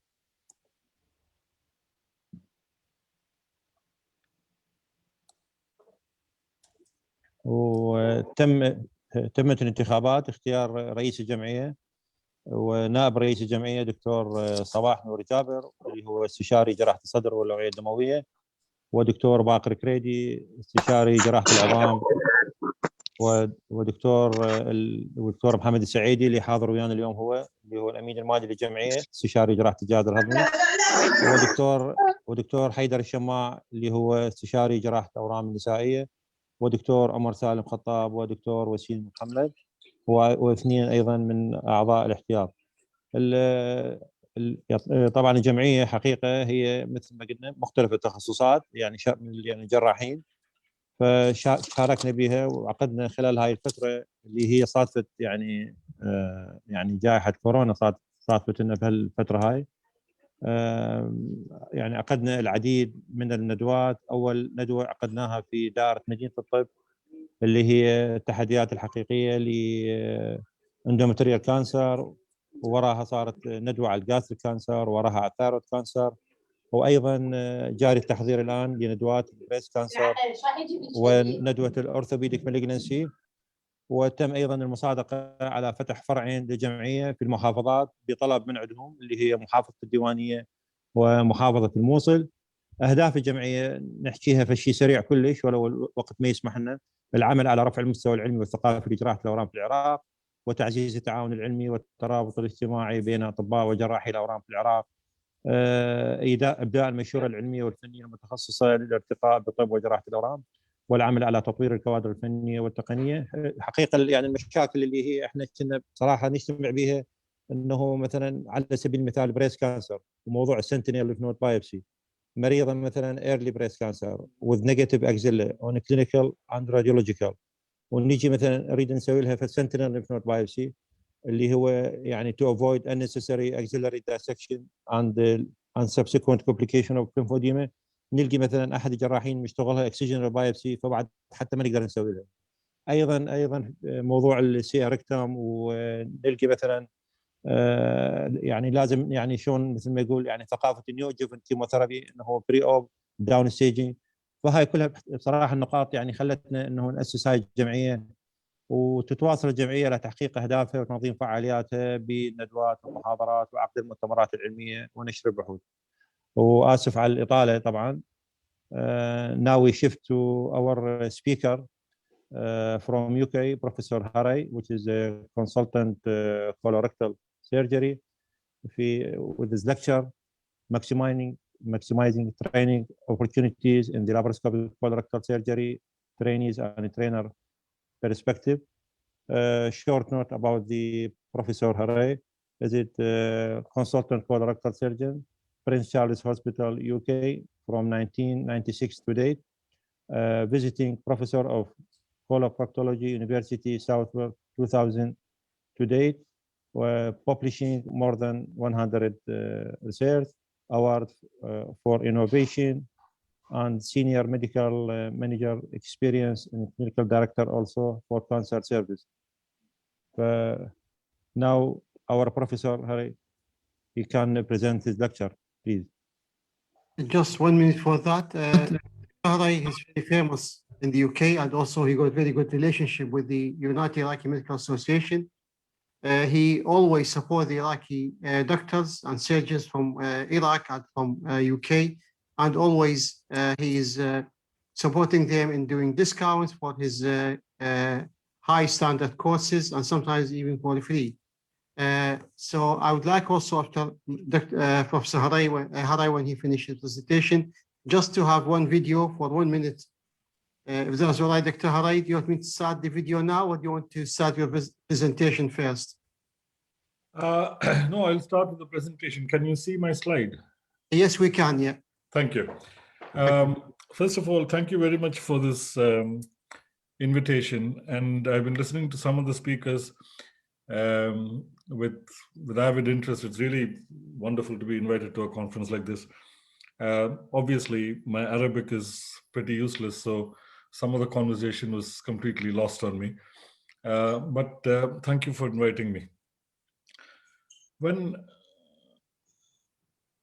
I remember speaking, in fact, I've been to Iraq to run a course with you and your colleagues back a few years ago in Erbil. And after that, I was supposed to come to Baghdad, but then things got a bit unstable. Perhaps one day in the future, God willing. I was asked to give a talk on some aspects of colorectal surgery, and I thought it would be quite difficult to try and encompass colorectal surgery, especially with a general audience like this, without making it too superficial. So I thought focus on maximizing training opportunities, and I've looked at it from the trainees' perspectives as well as the trainers' perspectives, because I'm very aware that an audience like this, there are groups from both sides, and we need to be aware of that in terms of, I'll try and address that over the next 20 minutes, 25 minutes. First of all, very basically, from a very basic point of view, what's different about laparoscopic training? Some of the things are obvious. There are obvious advantages, and this is for any kind of laparoscopic surgery, upper GI surgery, or the fantastic talk earlier from Mr. Hamadi with the liver resections. Ultimately, the trainer and the trainee, and for that matter, everybody else in the room, has the same view. There is no hiding place. You have fantastic options in terms of magnifications, angulation. We've got 4K, 8K, 3D camera systems. The size of the view that you've got is limited only by the size of the screen that you have got. It is not like looking down into a deep dark hole, trying to adjust the light, which is how we did open surgery. And the other big aspect of this, which I've always maintained, is the 3 R's, as we call it. You have the ability to record, to review, and to reflect, which is, again, quite difficult to do within the context of open surgery. Obviously, it comes with its own challenges. You need to develop a whole new set of skill sets, the whole issue of altered tactile feedback, assessing tumor fixity, for example, it can be a bit challenging. Consistency of tissues can be a bit challenging, etc. But that comes with experience anyway. And very rarely, as you get more experienced, less frequently, you will need the need for conversion in a hurry. Now, one of the things that I'm conscious about is that you have trainees who turn up to the operating theater without being fully prepared. And this is intended for the trainees in the audience, as well as to those trainers who can share it with the trainees. I think the first thing to do is, from a trainee's point of view, they need to prepare well with, watch videos. Every operation now is available in some form on videos. There are lots and lots of different kinds of simulators, animal tissue laboratories, etc. This was not the way it was 20 years ago when people of my generation, 25 years ago when I was learning to do advanced laparoscopic colorectal surgery. One of the things that is again very important is that the trainee needs to concentrate on having some clear preparation of the patient. They need to be aware of the patient that they have turned up for an operation for. One of the things that annoys me, and I'm sure it annoys many of you in the audience who are trainers, is the trainee who turns up on the morning saying, I'm here to be trained. Thank you very much, Professor. Doesn't know the patient, doesn't know what operation it is, doesn't know, hasn't seen the clinical details, hasn't bothered to look at the investigations, treatment plan, nothing. That is obviously one sure way of putting a trainer off. And if as a trainee, you can get familiarized with the team itself, with the anesthetist, with the nursing team, the other assistants, that will make a big, big difference. But most importantly, pick a good trainer. Not every good surgeon is a good trainer, and that's the key in terms of picking the good trainer. Everybody knows about these things in terms of the trainee, we keep talking about it, but the trainers have such a huge role to play. And again, a few things that I've picked out, which are particularly relevant from if you're going to be a good trainer. Obviously, you need to achieve a high level of proficiency. You need to take the role seriously, not just I am a consultant and therefore I'm entitled to a trainee. That attitude has to change. Setting clear goals helps, and having a structured approach, a modular stepwise training approach. I'll talk about that. And in fact, I've got a very nice video about that in a few minutes as well that I'll share with you in the next couple of slides. The trainer has multiple roles in my view in an operating theater environment. First of all, patient safety is paramount. So as the senior person in the room, the trainer has got the responsibility ultimately for that. And there has to be constantly focus in the front line of the focus. There needs to be a lot of flexibility with the trainer in terms of the complexity of the procedure and the level of the trainee, which is going to be variable, obviously. You need to be mindful of the trainee's progression. Is he progressing or is she progressing as well as correctly, safely to do so? Challenge the trainee, but not too much, not too much. You have to put the trainee just outside their level comfort zone. If they're going to repeat what they've already learned, there is not much value in that. At the same time, if you ask them to do something way beyond their skills, it can potentially be disastrous. And of course, you have to pretend to be totally calm and relax in the background so that you can demonstrate some confidence in the trainee while you're obviously watching for the first sign of trouble. One of the things that I have found very useful is to be able to designate very clear roles in terms of who is going to be doing what steps, who's going to do the pedicle ligation, who's going to do the lateral mobilization, who's going to extract the specimen, who's going to do the open part of the procedure, who's going to fire the circular stapler, for example. And each of these things, as I will demonstrate to you in the next video clip, the trainer may actually vary and the trainee may actually vary. And I'll show you this structured approach which we have developed, which has been very, very effective for us and over the past many, many years. And over the next video clip, which is about 9 minutes long.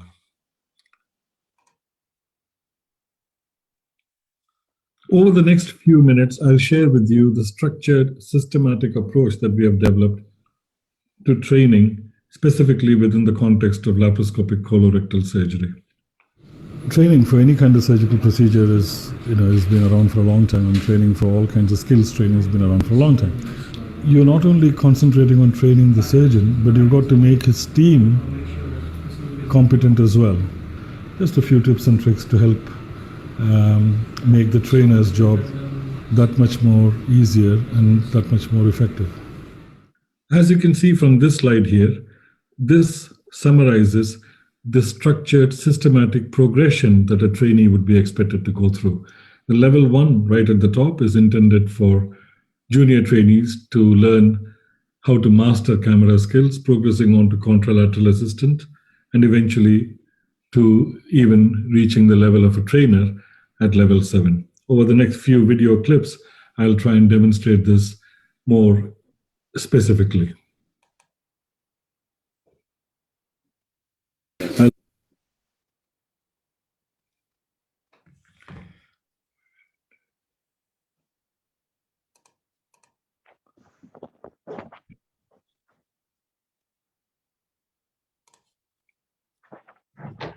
I'll leave you to get the small bowel stacked and out of the way, etc., etc. Find the right ureter, and if I scrub up and assist you, but I'll stay behind you and see how far you can get with the medial section towards the left ureter. So I think it's that next step.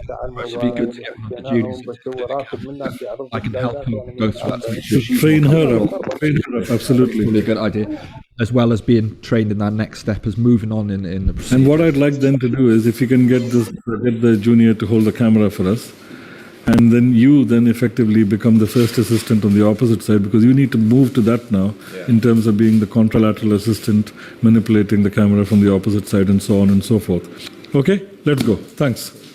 This slide shows the earlier part of the training progression. Level 1 is really intended for junior trainees, need to attend workshops such as the basic skills workshop, understand how laparoscopic surgery, principles of laparoscopic surgery, and then they need to master camera work. It's very important in my view that the surgeon needs to know all the problems and the difficulties that a camera person will actually encounter to be able to guide them and get them to do exactly what the surgeon wants. And therefore, it's important that you learn to become a good cameraman before you become a good surgeon. And then the next step progression is to learn to operate from the other side. If the camera is coming from the right upper quadrant and you're standing on the left lower quadrant, you're working against the camera. This is a skill that needs to be mastered before you can progress on to becoming the operator. So you're twisting the telescope slightly to the right, Jenny, yeah? Yeah? But make sure the camera head is always pointing straight towards the ceiling. Because if you rotate the camera head, it then makes it very difficult for the surgeon to compensate. In my view, there is actually a staged progression in this, in the sense you learn to master the camera, you learn to master the working on the instruments from the opposite side, which is incredibly difficult to do because it's counterintuitive. This is a stage where the trainee has become the operator. However, you will notice that to achieve maximum potential from the trainee, the trainer needs to be scrubbed up as an additional member of staff, not replacing the camera person, not replacing the contralateral assistant, but standing with the trainee, behind the trainee, interfering as little or as much as required. As the trainee progresses, the trainer having to take over the operation diminishes. The number of times the trainer needs to take over the operations diminishes. And gradually, the trainee can then progress towards level 5 and 6. So if you're going to take training of laparoscopic surgery seriously, I think it's important to make sure that you've got the adequate number of assistants, whether they are nurses or other doctors, to be able to concentrate on training one individual. You still haven't closed the instrument, because at the moment it's not safe to close the instrument because you cannot see where the tip of the instrument is. Now with your left hand, take the left hand out of there, and Amit, look around from the other side. Show me that. So you can see the tip of the instrument. See how you're picking up the ureter there? See? Here we go. See? Exactly. Classic. Classic, yeah. If you had closed the instrument at that time, you would now be crying. Level 5 and 6. Now this is where the trainee is quite an advanced trainee. And at level 5, the trainee is operating almost completely on his own. The trainer is confident enough that the trainee is able to cope with the majority of stuff. At this point, the trainer can become unscrubbed, but stays in the operation theater throughout the procedure, watching every step of it, standing next to the monitor, so that he can take over at a moment's notice. Now, this is quite critical because this is where the trainee is progressing quite well. And then next step at level 6, the situation is very similar, except the trainee can't see the trainer. The trainer is standing out of sight of the trainee with almost no interference at all, except unless there is an unexpected problem. So this is the way the training would progress. You know, Paran is a very experienced surgeon who I'm actually supervising and helping. So I don't need to, I'm hoping not even to scrub up for this case. I'm just going to stand next to the slave monitor with a pointer which I can point out things if he needs any help. See what I mean about identifying the planes? if because you're 1 centimeter above the promontory, yeah, rather than being at or just below the promontory, it is difficult to get across. Now the key here is to try and stay at the promontory level and get Jenny to give you a little bit of an angulated view. That's good, Jenny.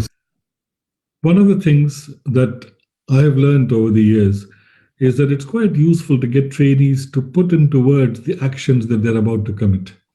This is quite a useful way of achieving conscious competence. This is a technique that police driving instructors have been using for years as for advanced driving instructors in terms of telling the trainees to demonstrate what they're seeing. For example, I can see a little boy on the road, I can see a child playing, chances of a child running across a higher.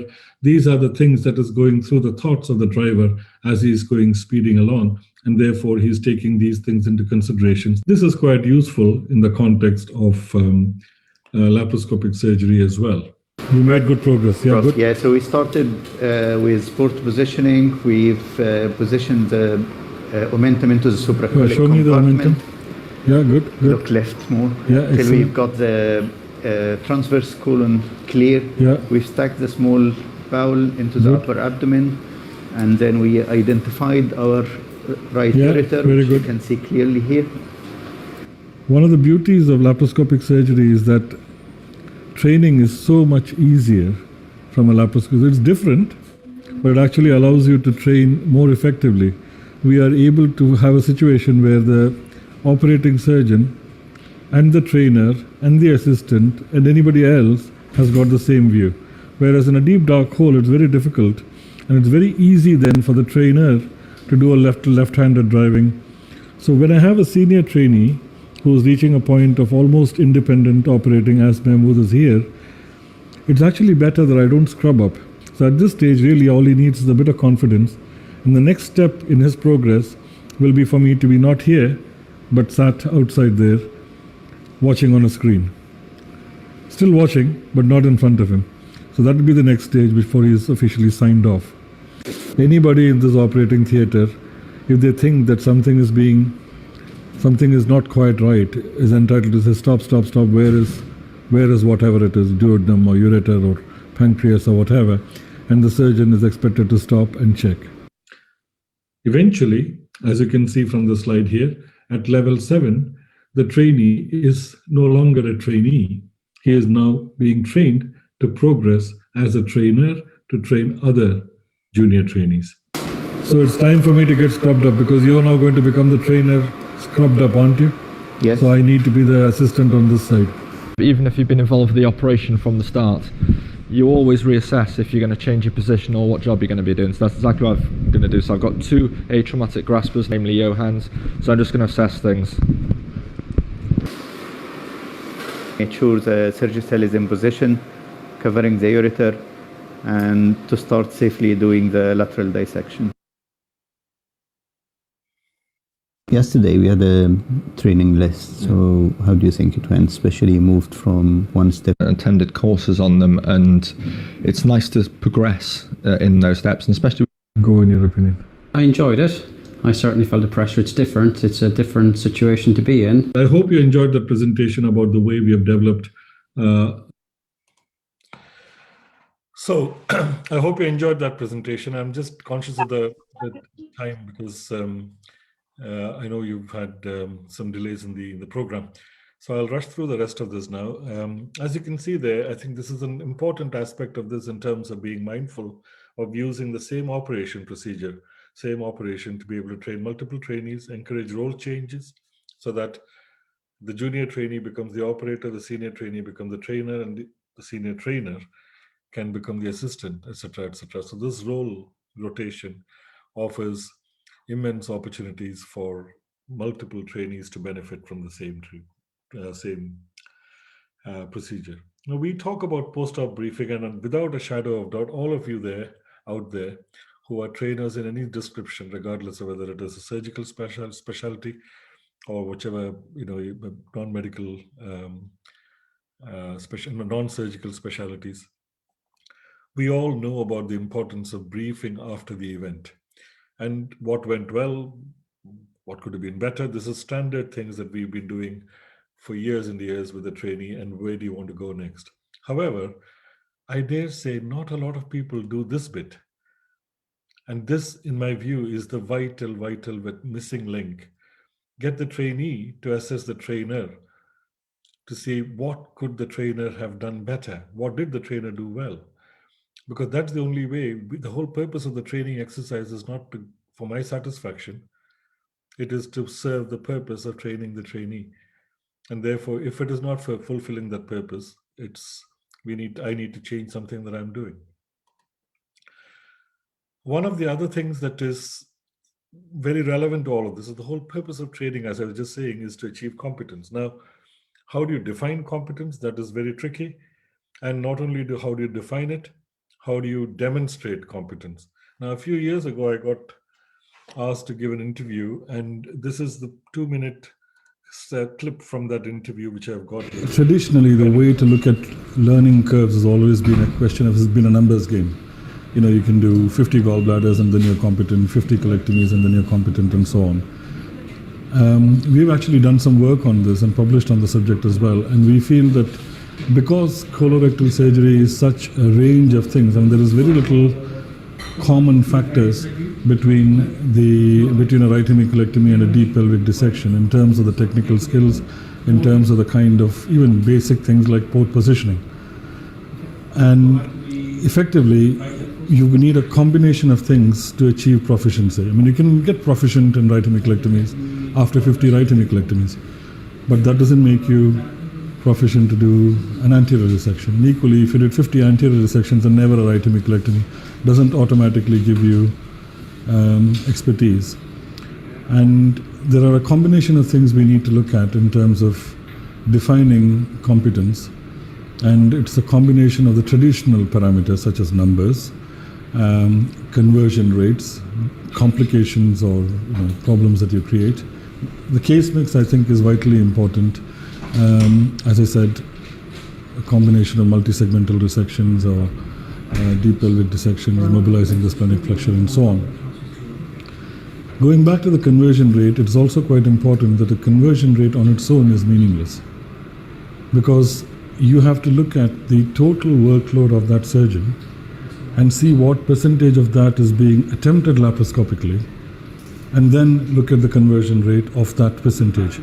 So, for example, if somebody is very selective about his cases that he's going to attempt laparoscopically, in other words, let's say he's selecting 10% of his practice and attempting laparoscopic surgery on them, if he then has a 10% conversion rate, it might look quite good, but it's quite meaningless compared to somebody who's got a 10% conversion rate when he's actually attempting 90% of everything that walks in through the door laparoscopically. So defining proficiency is quite a intricate thing. And as I said, we've looked at it ourselves, and other people have published as well on the subject. Traditionally, this is the paper I was talking about, and if anybody is interested in this paper, please look it up. If you need the reference sent to you, send me an email and I can pick it up and send it back to you. Or Dr. Rafid or one of the organizers will be able to get in touch with me if necessary, I'm sure. This is a very useful way of assessing. You actually comes up with a score for your level of proficiency for that individual surgeon, which you can use to compare it against other surgeons in the same department who are doing the same kind of colorectal surgery. You can even add up all the scores, that number for each surgeon for that department, and compare it against another department to see which team is more proficient if you wanted to. But the purpose is to try to achieve that proficiency level. Not necessarily every surgeon is going to be keen on the training aspects of it, obviously.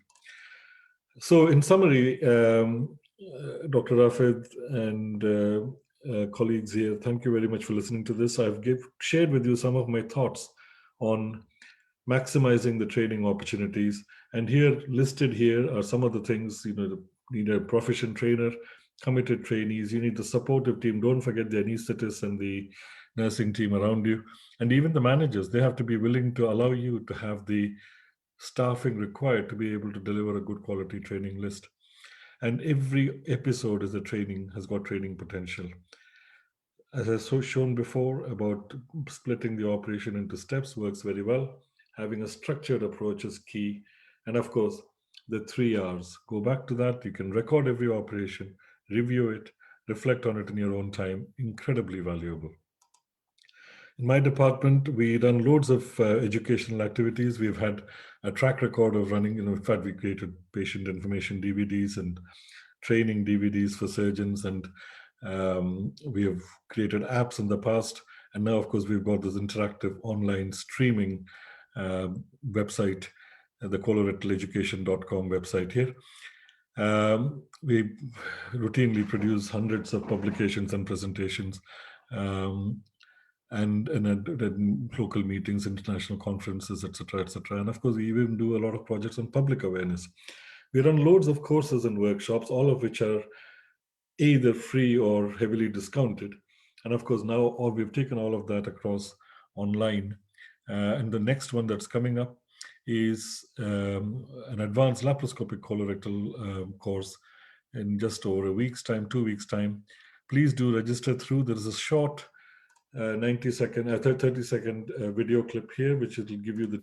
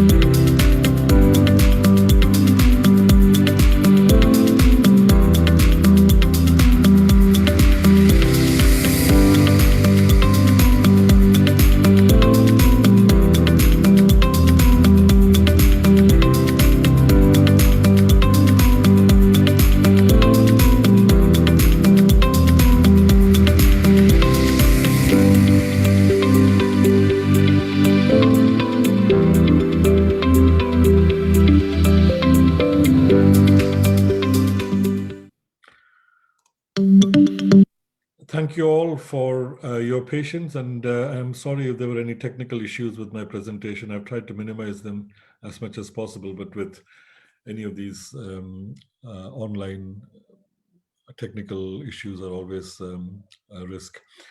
I hope you enjoyed that. I'm more than happy to take any questions. Thank you, Professor Hare, for your presentation and for choosing such an interesting and scientific. Thank you very much. Thank you. Thank you. Questions, or are you going to do questions afterwards? How are you doing them? Or I'm worried about the time. I mean, is there any question to Professor Harai? I know that there was a delay. Or do you want the questions after the Dr. Muhammad's presentation? We leave them to the end. Hopefully we'll have some time. Yeah, okay, so we leave the question to the after the next presentation. So I'll come back to that. Thank you. Thank you, Professor Harai, and thanks a lot for offering discount for the Iraqi doctors all the time and supporting them. We are all very grateful for that. Thank you very much indeed. Pleasure. Thank you. Our next speaker is Dr. Mohammed Al-Saidi. If you just give me 1 second.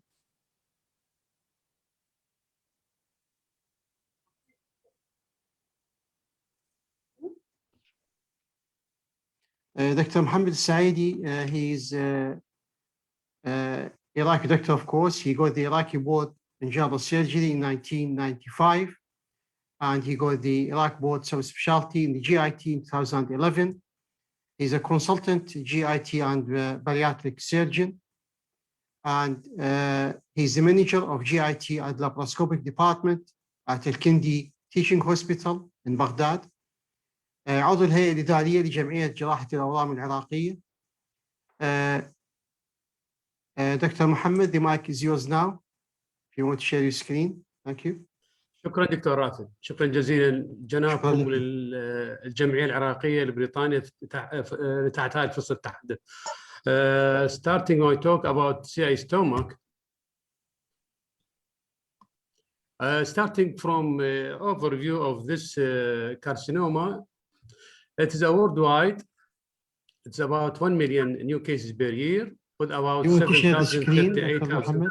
So do you want to share your screen? Yes. I share my screen here.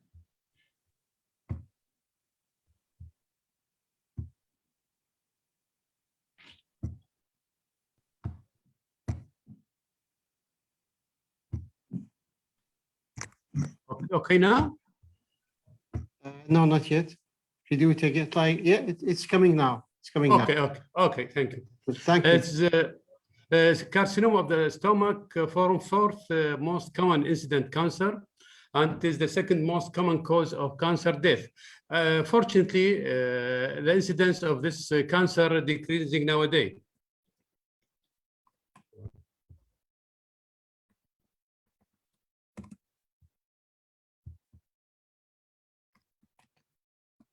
Not moving.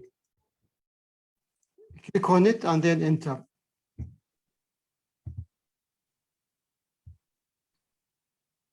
Okay. Yeah, good. Thank you. Yes, it is more in the male predominant in about 1 to 3 fold.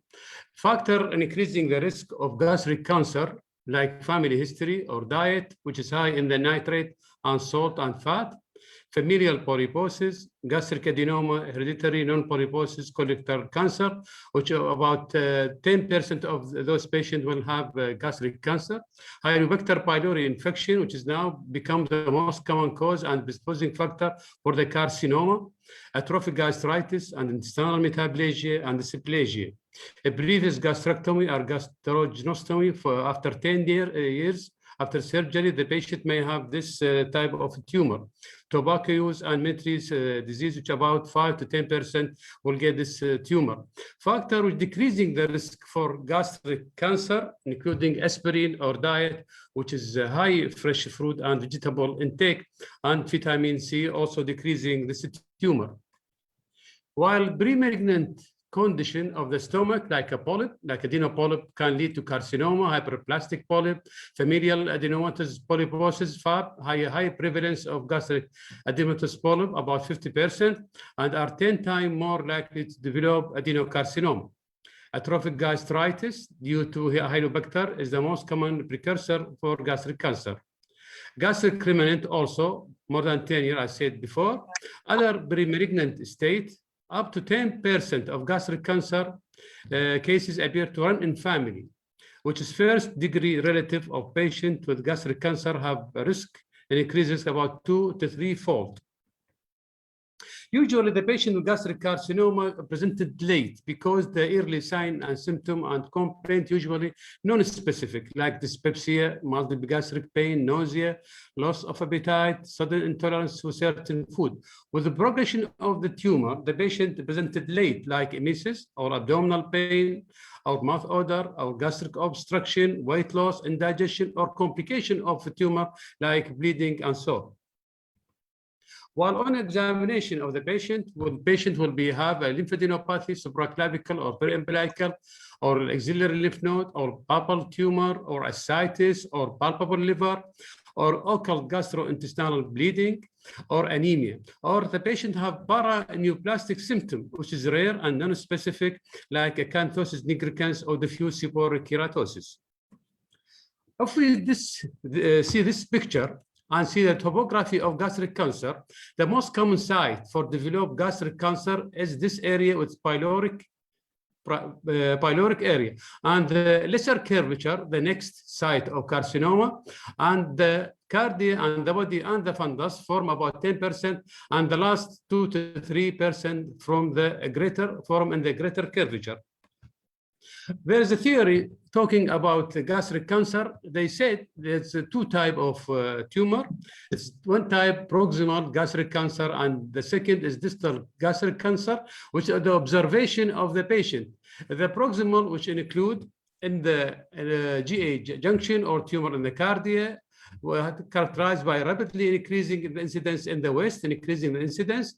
Mainly diffuse type, male to female is equal, occur in the younger age group, more aggressive, more in the developed countries, not associated with H. pylori associated with GERD, while the second type, which is called distal gastric cancer, including the cancer which occur in the body and the antrum, it is worldwide incidence is declining now steadily, mainly intestinal type, more in the male, older age group, less aggressive, more in the developing countries, associated with H. pylori, associated with atrophic gastritis.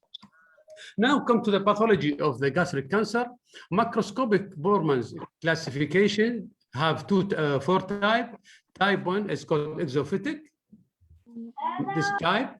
The second type is ulcer crater confined to the mucosa, and the third extend to the muscularis, and the third extend beyond the stomach. While the Loring classification divided in the intestinal type form about 50%, most common in the high-risk area, linked to the environmental factor like H. pylori. Diffuse type form about 4%, more common in the younger age group, worse in the prognosis. This resulted from this type of a tumor that's defective in the intracellular adhesion, leading to the individual tumor cell invading the surrounding tissue, while the less common type is mixed type, which is form about 5 to 10%.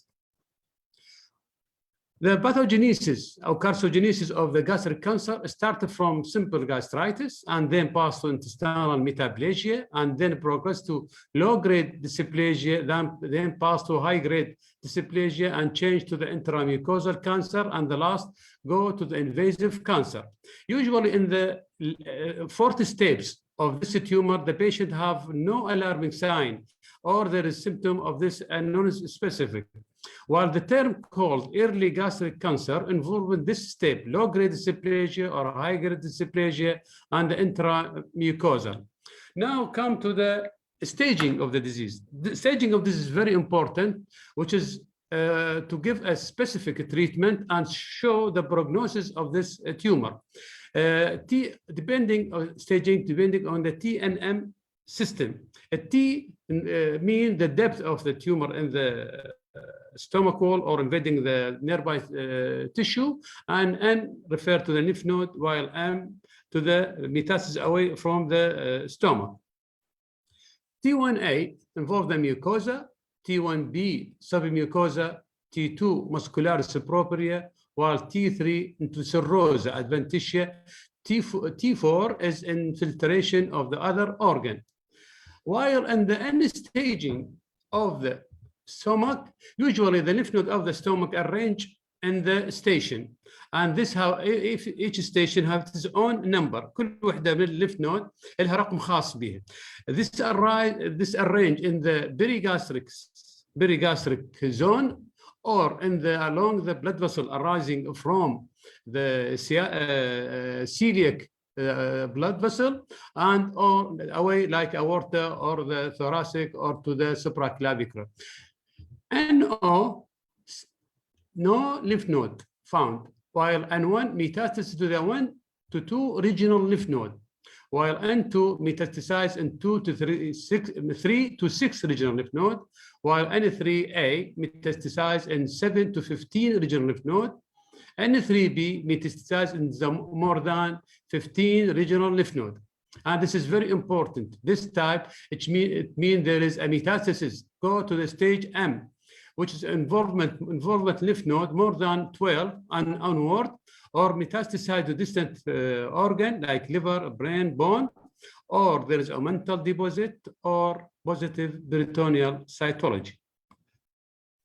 Diagnosis of gastric cancer, we have the following modality, including OGD, US, CT scan, and even MRI, or PT scan, or CT PET, or diagnostic laparoscopy. Starting from OGD, this tool we can use for screening program for early detection of carcinoma or for diagnosis of the non-specific or specific symptom when patient have gastric cancer. By this type of modality, we can direct visualization of the tumor and take see the size, site, and we reach the diagnosis by taking a multiple biopsy. Usually take more than 7 biopsy. While if we come to endoscopic or EOS, by this ultrasound modality, we can study the depth of the tumor, which is very important for T staging. Well, also, we can assess the involvement of lymph node in the perigastric area, but this type of investigation require operative skill. والحقيقة احنا بالعراق عندنا limited number of doctors do this accurate. While in the third, CT scan in the diagnosis can be used to early staging or detection of the metastasis more than 5M, while in the new one of the CT system, we can detect 2 millimeter metastasis or peritoneal seeding, but unfortunately unable to assess the depth of the tumor invasion, not useful in the T staging. While in the MRI now, MRI is now it's a proxy using in this the diagnosis of CA stomach using the contrast between the normal tissue and the malignant tumor. And by MRI used now for detection early stage, T staging, and for follow-up of the patient to assess the regression of the tumor by giving a new adjuvant chemotherapy. PET scan, evolving rule now in the preoperative staging, useful to confirm malignant involvement of CT-detected lymph adenopathy, either by US or CT scan. We can involve this type of diagnosis to assess which is this lymph node involved by tumor or not. More sensitive than CT for detection of the distant metastasis, but unfortunately cannot use in the intestinal and the gastric cancer signet ring carcinoma because are avid in the diffuse type of gastric cancer. Staging laparoscopy now used very common in the gastric cancer or other type of abdominal tumor. By this type, we can do direct visualization of the tumor and usually used to upgrade of the staging, of the tumor. It is 20% or 30% with T2 or higher stage in US will be found to have peritoneal metastasis despite of having negative CT scan. In the advanced T4 tumor, laparoscopy may alter the management up to 50%. Opportunity to, by this laparoscopy, there is opportunity to perform peritoneal cytology. For this stage, this type of investigation usually be used immediately before surgery, and the patient surgeon decide to do resection of the tumor. To take RO resection or 0. While in the case of laparoscopy, if there is a hidden zone in the peritoneal cavity, there is a small seeding of peritoneum of the tumor, this change the stage of the tumor to advanced metastatic tumor, and the surgeon will decide to change the management from the surgical and change to the other type of treatment like chemotherapy. Now come to treatment modality of this type of tumor. We usually depend the selection of the management depending on the staging of the tumor. Starting from endoscopic resection for early gastric cancer, or surgery, which is depend on either it is locally advanced or metastasized, or complication for carcinoma, like there is a bleeding, there is a obstruction. Surgery divide to open or minimum invasive surgery, and by itself this type either laparoscopy or now use robotic surgery. And we have also chemotherapy, radiotherapy, or mixed chemo radiation. Endoscopic resection, this is used for early carcinoma, like in T1A, NOMO, usually exophytic type when lesion less than 2 cm, or flat type less than 1 cm, and not used for macroscopic ulceration. Gastric cancer surgery.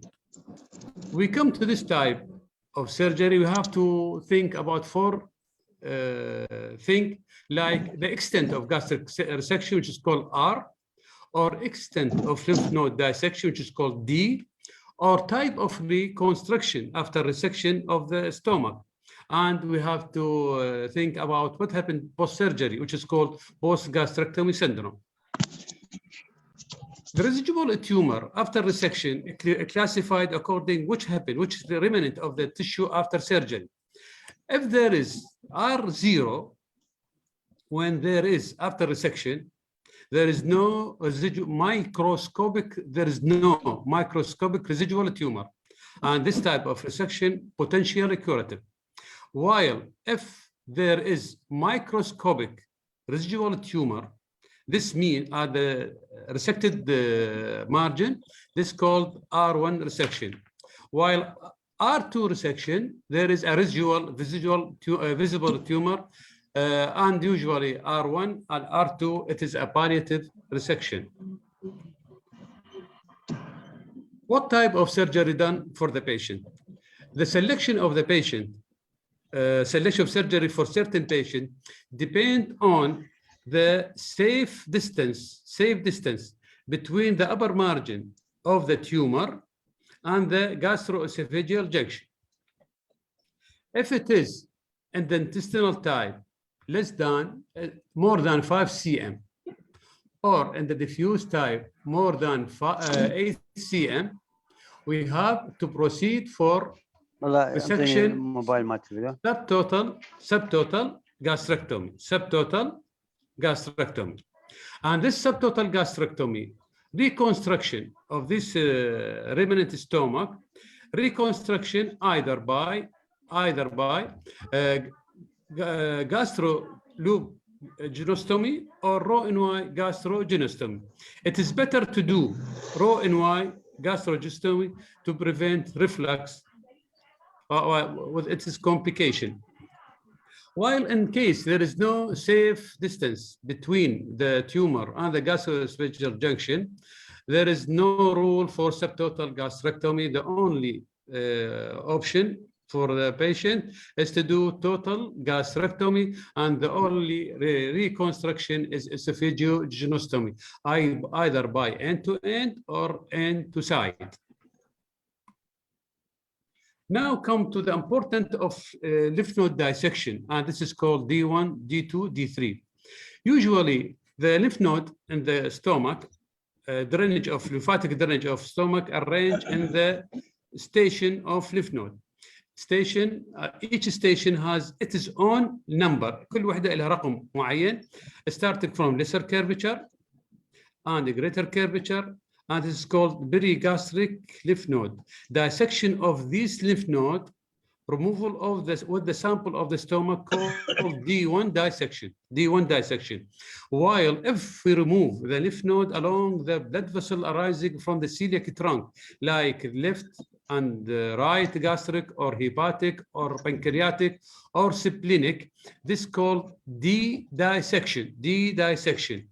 And this is now considered to be at a standard lymph dissection in the gastric surgery, although it needs more expert surgeon and may need resection of the organ with the stomach, like need to distal pancreatectomy or splenectomy, because the lymph node along the splenic blood vessel or pancreatic blood vessel cannot remove unless we remove this organ.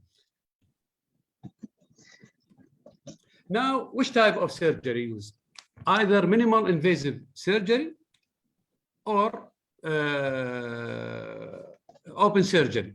Usually both of them have equal in the post-morbidity and mortality and dissection at that time. Well, nowadays, the laparoscopy become the standard surgery for this type of tumor resection, because it is nowadays it is less blood loss, early mobilization of patient without scarring, without hernia. While this next is robotic surgery, now also increasing and using in a certain station country. بس أنا بصراحة بلدنا كلش محدود، اكو جهاز موجود بالكفيل not used، هسه جهاز جديد جابوه من المستشفى العالمي اكو تريننج عليه. Now, مقارنة بين laparoscopic and open surgery. In laparoscopic surgery, there is lower blood loss, lower day in hospital, lower recovery time, less wound complication. While both of them, laparoscopic and open surgery, they are similar postoperative mortality and morbidity rate, similar completion rate of D2 lymphadenectomy. While in the laparoscopic surgery, the patient become competent for do this surgery after more than 40 procedure. The surgeon will reach a flat learning curve. At this step, the surgeon can increase number of node harvested and less incidence of postoperative complication. Robotic surgery can be used for this type of surgery and is very advanced by this accurate movement of the instrument intra-abdomen. The surgeon can do precise dissection of lymph node, and by its 3D vision and with the tremor filtration, the surgeon can do the procedure easily without any complication. But this advantage of the surgery, it is a longer operative time and financial burden to the patient, limited training opportunity and experience. And this comparison between the robotic surgery and the laparoscopic surgery. In the robotic surgery, the surgeon have a 3 vision, while in the laparoscopic surgery have 2D vision. In the robotic, there is motion scaling, while in the laparoscopic, there is no, this is impossible. In the robotic surgery, the articulation is wrist articulation, means the instrument move in a 360 degree, while in the laparoscopy, it is a limited range of motion. Important things in the robotic surgery, there is a tremor filter. Tremor filter, that is the tremor of the hand surgeon cannot transmit it to the intra-abdominal instrument. While in the laparoscopy, the tremor is magnified in the laparoscopy. In the robotic surgery, magnification about 25. While in the laparoscopy, it's 10%. While in the robotic surgery, the telesurgery becomes done easily, which is impossible to do in the laparoscopic surgery. Now come to the post-gastrectomy syndrome. This occurs after resection of the stomach, whether it is partial or complete. It's happening about 25% of all patients following stomach resection. But only 1% to 4% will develop severe debilitating symptom. The cause behind post-gastrectomy syndrome, there is loss of reservoir function of the stomach. Also, there is denervation of the stomach and disruption of the pylorus, which control the movement of the food from the stomach to the bowel, and the type of reconstruction. It is important in the post-gastrectomy syndrome.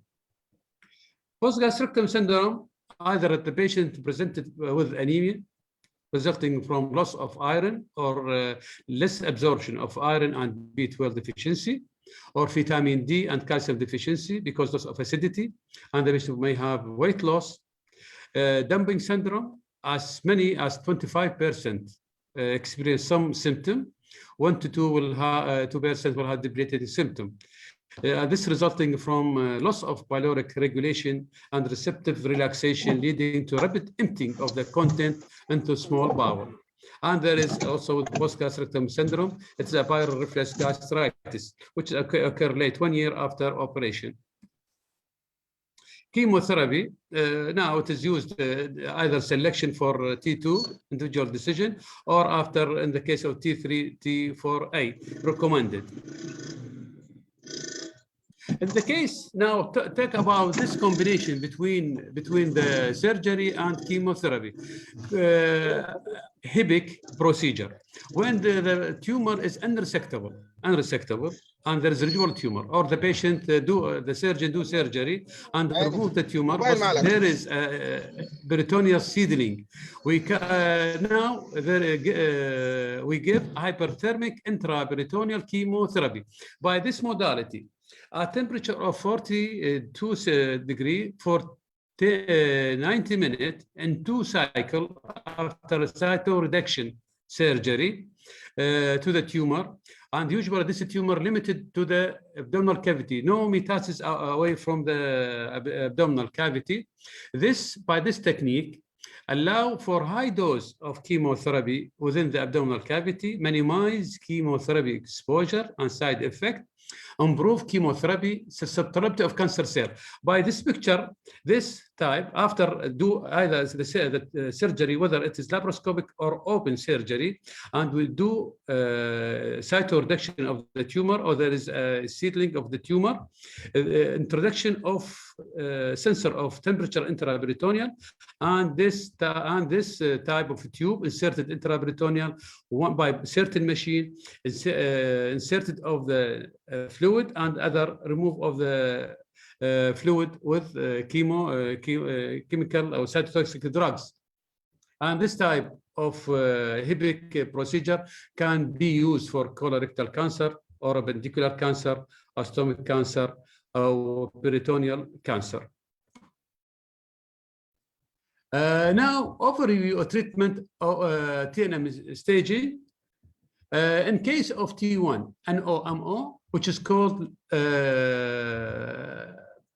early gastric cancer, endoscopic resection by EMR or ESD, while in the all stage T1B operable, we do operation اللي هو gastrectomy or subtotal gastrectomy with D2 lymphadenectomy, while T3, T4 resectable, we do gastrectomy with D2 lymphadenectomy with new adjuvant or perioperative chemotherapy. Locally inoperable tumor, we do a palliative chemotherapy with certain cytotoxic drugs. Now come to the outcome of the treatment. Usually the 5-year survival rate depends on staging of the tumor. I see by this picture, in stage 1A, it's a 5-year survival rate about 70–80%, while in the stage 4, it's about 7%. Gastric cancer, what has improved nowadays? Usually with the screening program in many countries, usually there is early detection and improve in the screening can deal with the patient with the tumor before metastasis or advance. The second staging selection has improved. Surgical technique has improved, of deeper understanding of what happened in the gastric cancer, and personalized and precision treatment improved. Take home message: the incidence of this cancer is decreasing. H. pylori is a major risk now, increasing in incidence. RO resection is required for a cure. Early stage endoscopic early carcinoma, early stage endoscopic resection better. While locally advanced tumor, gastrectomy plus D2 plus new adjuvant or preoperative chemotherapy. Metastasis stage, palliative chemotherapy, best supportive care, while D2 lymphadenectomy is standard nowadays. Thank you. شكرا جزيلا دكتور محمد على المحاضرة الرائعة. Very informative and very useful. Thank you very much indeed. شكرا. If you stop sharing the screen, please. Yeah. I know we are a bit of this challenge with the time. Professor Haray, we start with you, please, first. Is there any question to Professor Haray?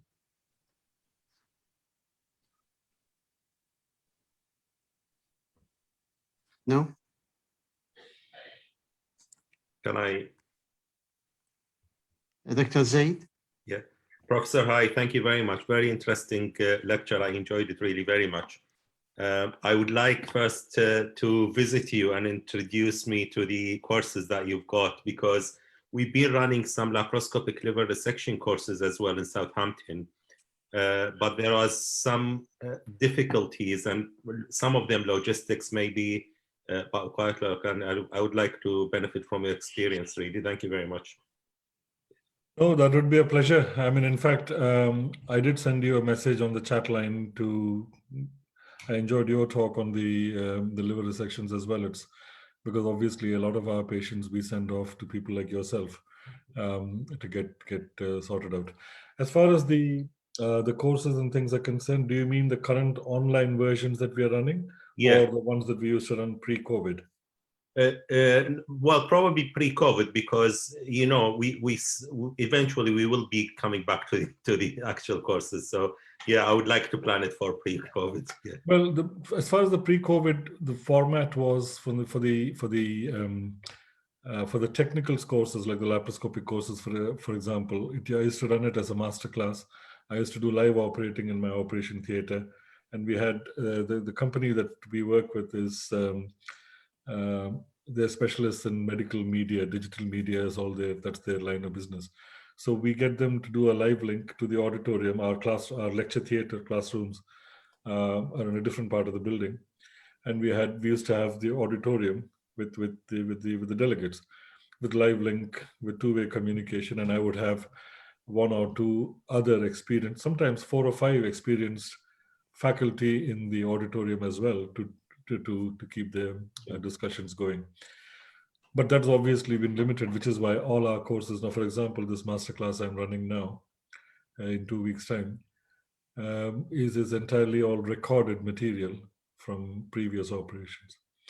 I'll tell you one thing though, the advantage of running this online is you can get speakers from anywhere in the world.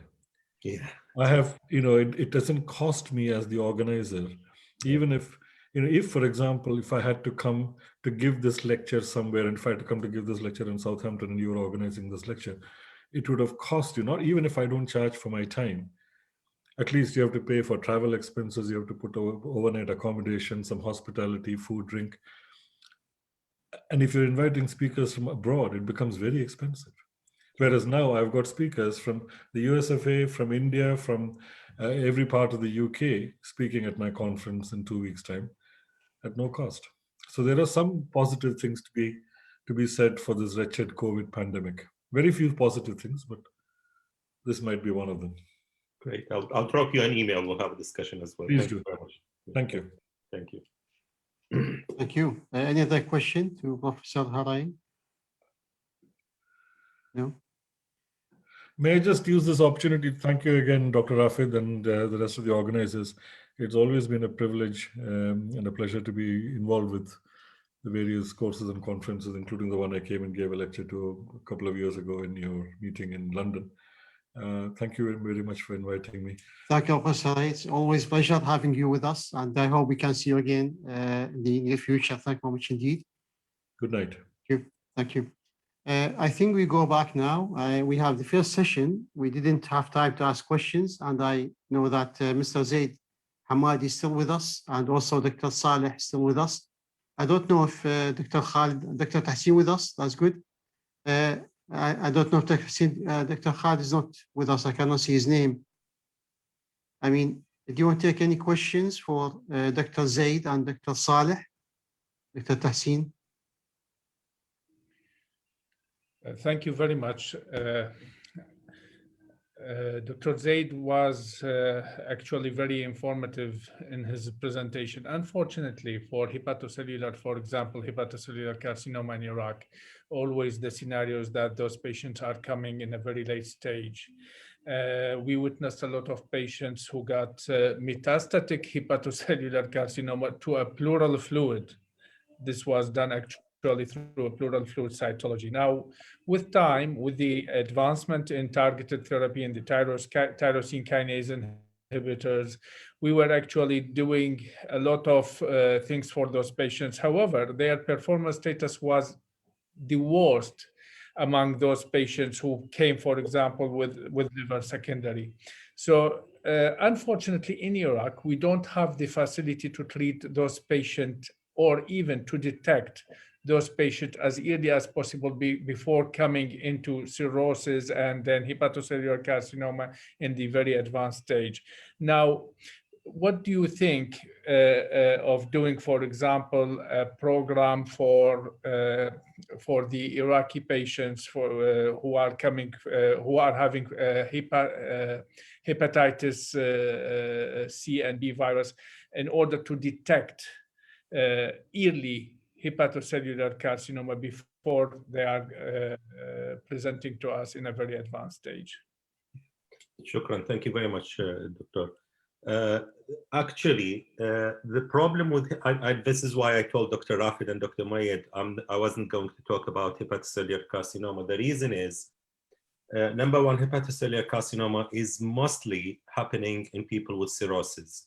So the surgery is not as easy as in people with colorectal liver metastasis. That's one reason. Secondly, there is a good opportunity for those patients. They may have either TACE therapy or microwave ablation with a good response. So if I can say quite rightly that only 10% of people with hepatocellular carcinoma, they come to see me and to do resection. And most of these patients, as you mentioned, they are frail, they are older, they don't do well as the people with colorectal liver metastasis. In regards to your question about early detection, so the current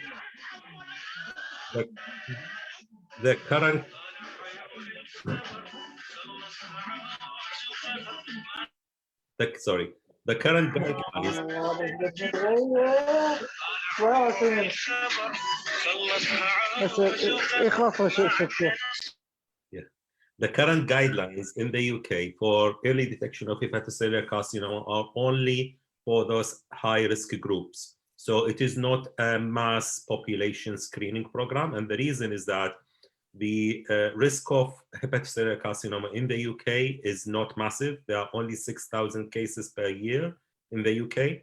Whereas if you compare it to China and to Japan, they have a much higher incidence and they do a little bit wider screening program for them. Therefore, what I suggest, in Iraq, for early detection of any cancer, we will need a true understanding of what's the epidemiology in Iraq, what is the risks, what are the incidence of these cancers in Iraq. Unfortunately, 3 years ago, I think Dr. Jinan Baban, she invited me for a talk about cancer in Iraq as well. And my understanding is that at the moment, there isn't a proper cancer registry. The reported cases at that time, it was 25,000 per year. I assume for the population of Iraq, you will be having at the very least 100 to 150,000. I'll tell you, in the UK, for a 60 million population, slightly older population than Iraq, we have got about 300 to 350,000 cases of cancers in the UK, okay? So we will only be able to do screening program for those common cancers where you can have more than 5% yield rate of your screening program, so you can have a clinically and financially effective program. Below that 5%, and I don't know where this 5% came from, it came from our NHS guidelines. Below that, it is not going to be financially effective program.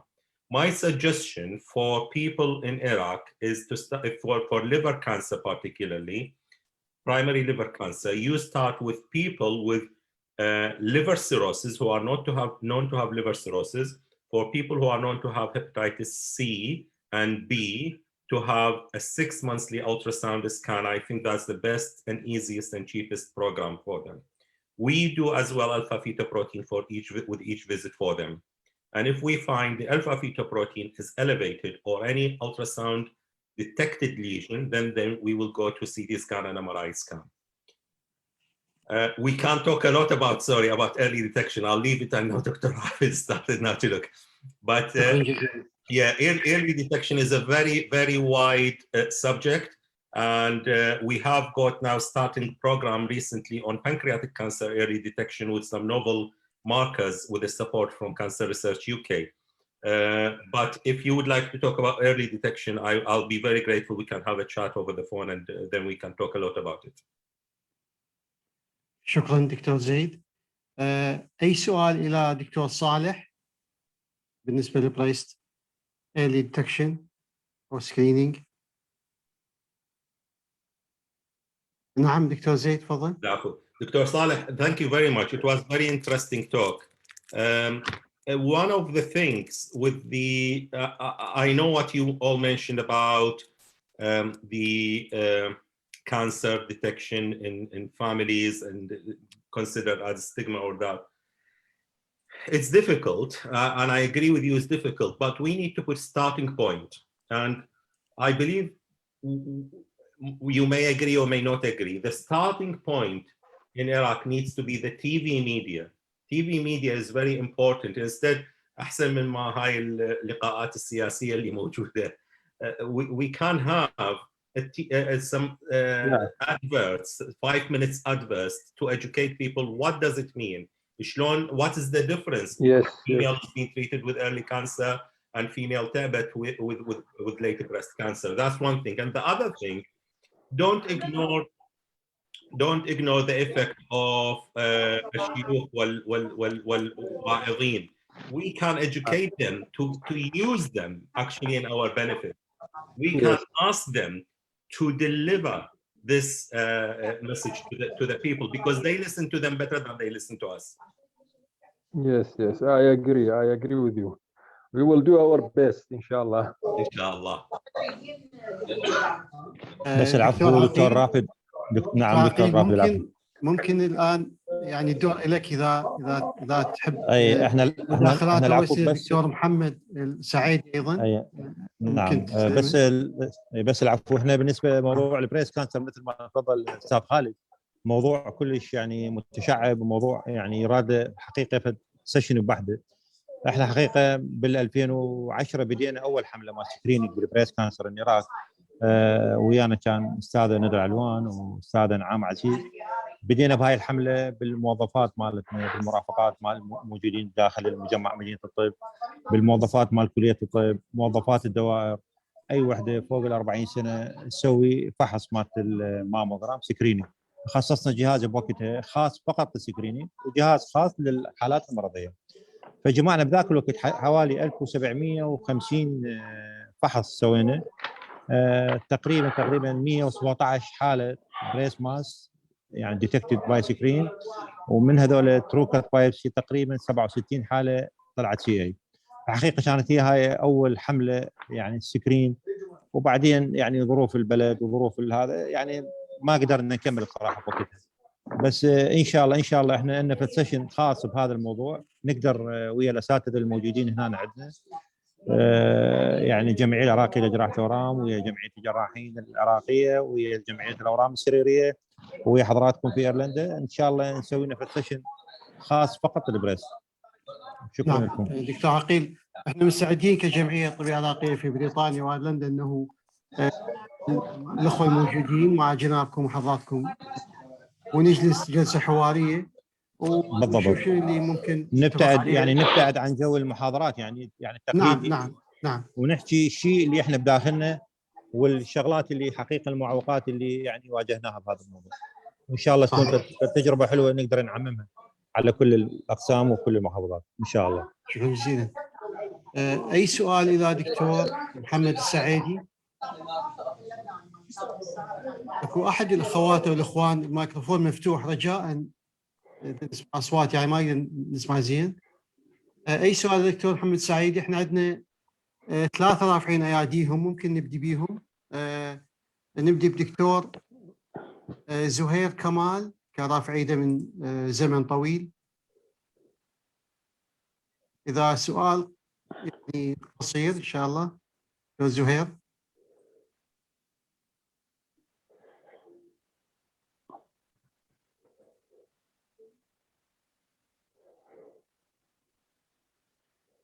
دكتور كريم. نعم، السلام عليكم. عليكم السلام. شكرا جزيلا على هذه السيمينارات الحلوة من الأطباء. أنا دكتور كريم، فعندي كومنت وأسئلة إلى دكتور صالح حول ديتكشن، يعني early detection and prevention. تعرفون أنه عالميا أكو بروجرام تسمى BCIP، يعني Breast Cancer Awareness Program. هذه applicable في every primary healthcare centers I think يعني all over the world. فيا حبذا لو مثلا تفتحون يونت يعني مثل فايلات، مثل إرواع الفموي، مثل immunization unit، يعني في المراكز الصحية يتدرب بها الطبيب له مثلا نيرز مختص كيفيه بريست سيلف اكزامينيشن، لان بعض الاحيان يعني امهاتنا لو مثلا نسوان يعني يخجلون انه اذا كان ماس موجود في البريست يعني يخجلون يروحون للطبيب يعني بصراحه. ولكن اذا كان اثناء المراجعات اثناء الامونايزيشن واللقاح يعني مثلا يقدر انه هذا الوحده وهذا القسم حتى يعلم شلون بريست سيلف اكزام، يعني شلون نسوي بريست سيلف اكزامينيشن. ومع هذا انه هذا خطوه رائعه اذا كان تنفتح في كل المراكز الصحيه الاوليه في العراق. شكرا. صحيح تمام دكتور. هو بالنسبه للبريست اويرنس بروجرام يعني اكو بالعالم كله هو بريست اويرنس مانث، يعني بهذا الشهر تقريبا هو شهر اكتوبر اعتقد يعني يكون التوجه يعني بالاعلام اللي موجود يعني بكل الوسائل التواصل الاجتماعي وبعض القنوات الفضائيه وبعض دوائر الصحه ايضا تعتبر هذا الشهر مهم، تثقف على الموضوع هذا مال البريست اويرنس مانث يعني. وطبعا احنا من المستشفيات اللي سوينا بعض البوسترات والفلايرز وخليناها بالكلينيك اللي عندنا بالمستشفى نوزعها على المراجعين. نعم جزيل الشكر. شكرا جزيلا. دكتور العزاوي. السلام عليكم. أنا دكتور أحمد العزاوي، أخصائي جراحة عامة في أيرلندا. شكرا جزيلا على إتاحة الفرصة لنا للحضور في هذا الكونفرنس. الحقيقة أشكر زملائي وأساتذتي في العراق على الجهود الكبيرة التي يبذلوها من أجل خدمة أبناء شعبنا في هذا الوقت الصعب. سؤالي موجه للأستاذ الدكتور محمد السعيدي حول GIT carcinoma and early detection of upper or lower GIT cancer in people in Iraq. So because I finished my postgraduate study in Iraq and I got a fellowship in Arabic board there, and from my short experience in working in Iraq, I know that there is a lot of difficulties in early detection of gastric or large bowel obstruction. But here in Ireland, for example, we are running a weekly scope list, and I am booking the patients for OGD or colonoscopy regularly based upon the clinical presentation, signs and symptoms, and sometimes by doing imaging. So by this method, I discovered that we can early detect the GIT malignancies, and fortunately we are doing our best to manage those patients by complete resection of a tumor. Sometimes we need new adjuvant or post-operative chemotherapy or radiotherapy for lower GIT cancer, but most of the patients we are getting rid of the cancer in the early time before making unresectable. So if there's any chance for our doctors in Iraq to get a more experience in endoscopy, for example, because I know that every patient with suspicion of gastric or large bowel obstruction, at that time we are referring them to GIT center for doing colonoscopy or OGD. So I suppose if we can make better for our trainee doctor in general surgery to get experience in endoscopy, this will give a better chance for them when they will graduated and got a special. دكتور أحمد. Yeah, thank you. دكتور محمد السعيدي لا زلت معنا جاب السؤال، أو دكتور عقيل إذا دكتور محمد ما موجود.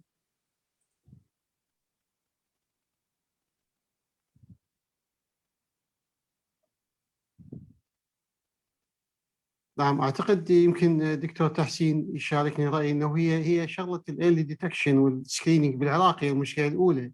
إذا فرصة إلى حل هذه المشكلة طبعا بارت من حل المشكله هو ايضا training و increase training resources and we have like more resources also to decrease early. Education دكتور رافد. Society education احنا قبل كنا حقيقة شعب مثقف صحيا إلى حد ما. وصلنا إلى مرحلة بالحصار أصبح المريض إنه يوصل إلى حافة الموت يلا يراجع الطبيب، بينما بالسبعينات أو بداية الثمانينات كان يصير عنده إنفلونزا بسيطة يروح يراجع عليها طبيب. هاي المشكلة هي مشكلة حقيقة مو بس بالإنفلونزا ولا الكورونا ولا كذا، لكن نيجي على مرض السرطان ده يوصل المريض إلى مراحل متقدمة يلا يراجع، أو كأنه كان يراجع بالبداية إلى أطباء جي بي على سبيل المثال يتعالج على أنه irritable bowel أو إلى آخره، وبالتالي إلى أن يوصل إلى مرحلة أنه يوصل لك أنه bowel obstruction أو bowel perforation ويجي بإمرجنسي كولوستومي، وهو هذا اللي احنا أغلب الأحيان اللي نشوفها. الإيرلي ديتكشن تحتاج بكل دقة أن يكون عندك مجتمع واعي صحيا، اكو قنوات تلفزيونيه دائما تحكي براسه. يعني احنا بالثمانينات والتسعينات كان الله يرحمه ابو الاطفال اللي يقدم لنا برنامج الصحه يعلم الام حتى شلون تغسل الطفل، شلون تسبحه، شلون تقمطه. واذا بينا وصلنا الى مرحله انه احنا ما عندنا هاي الثقافه الصحيه. اكو 500 قناه تلفزيونيه في العراق ولا وحده تقدم لك برنامج صحي بتوعية حقيقية.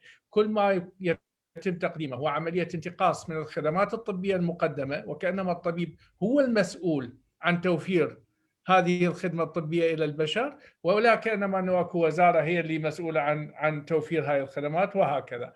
فإحنا مع الأسف يعني نفتقد إلى التوعية الصحية الحقيقية حتى يكون عندنا مقدار عالي من الثقافة الصحية. يلا نبدي نفكر شلون يكون عندنا الإيرلي ديتكشن والسكرينينج سواء كانت للجي اي كانسر أو لغيرها. جزيلا دكتور تحسين، وأصبت الحقيقة طبعا مع الأسف يعني الإعلام ضعيف جدا، ليس ضعيفا إنما نيجاتيف أيضا، يعني ما يجيب حتى أي شغلة إيجابية، يعني مو بس ما يعلم إنما يسيء إلى الثقافة الصحية. شكرا جزيلا. علياء الشكري. السلام عليكم. عليكم السلام. طبعا عشتيكم على هاي المعلومات القيمة. دكتور عفوا أنا يعني بدي أسأل عن حالة كانسر يعني صارت عندنا للأسف حاليا بالعائلة، اكتشفناها قبل أسبوعين أو أقل من أسبوعين. خالتي عمرها 75 سنة، يعني هي كانت حاسة قبل أكثر من سنة تقريبا إنه يعني عندها مثل الغدة يعني بجانب يعني البريست. بعدين يعني ما حكت هي بالموضوع طبعا الى حد لما صار عندها مثل الالسر، وقامت تطلع يعني جراحه من الجلد، قامت تطلع يعني جراحه لحد لما يعني صارت وصلت هاي المرحله. بعدها يعني بلغتنا، فرحنا للطبيب يعني سوينا الفحوصات المطلوبه من سونار ورنين وغيرها. بعدها يعني للاسف انه يعني اكتشفنا انه هو منتشر يعني للتو اوف لونجز واللمف نودز بالنك. فسؤالي هو يعني أريد أعرف إنه أكو أمل يعني بشفائها يعني لو نهائيا من هذا المرض، يعني إذا مشت يعني على الريكومنديشن اللي يعطيه إياه يعني الطبيب من علاج وغيره، لو يعني ما أعرف بالنسبة لعمرها أو هاي يعني في التفاصيل معينة من قبل يعني أحد الأطباء وأكون ممنونة. شكرا جزيلا. دكتور صالح يمكن يجاوب، أعتقد يعني حالة المريض تثبت على حالته، يعني حالة المريضة في وشنو وين واصل المرض وشو ذاك ميتاستاسيس. بس دكتور صالح ممكن يشارك في جواب سريع اذا ممكن. دكتور صالح يعني.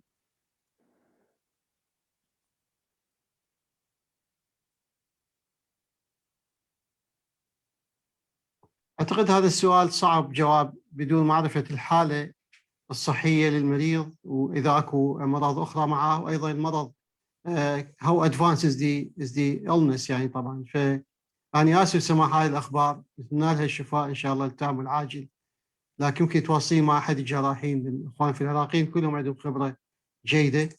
دكتور صالح. تمام شكرا جزيلا. هو احنا نراجع طبيب حاليا بس يعني تعرف معلومات أكثر. شكرا جزيلا دكتور، ممنونة. شكرا. دكتور صالح يمكن يقدر يساعد. دكتور صالح أنت ميوت مايك مالك. هو هذا الموضوع اللي كنا نحكي عنه، انه الكيسات تيجي يعني ليت ستيج، يعني اللي مرات يعني بيوند سيرجري، يعني حتى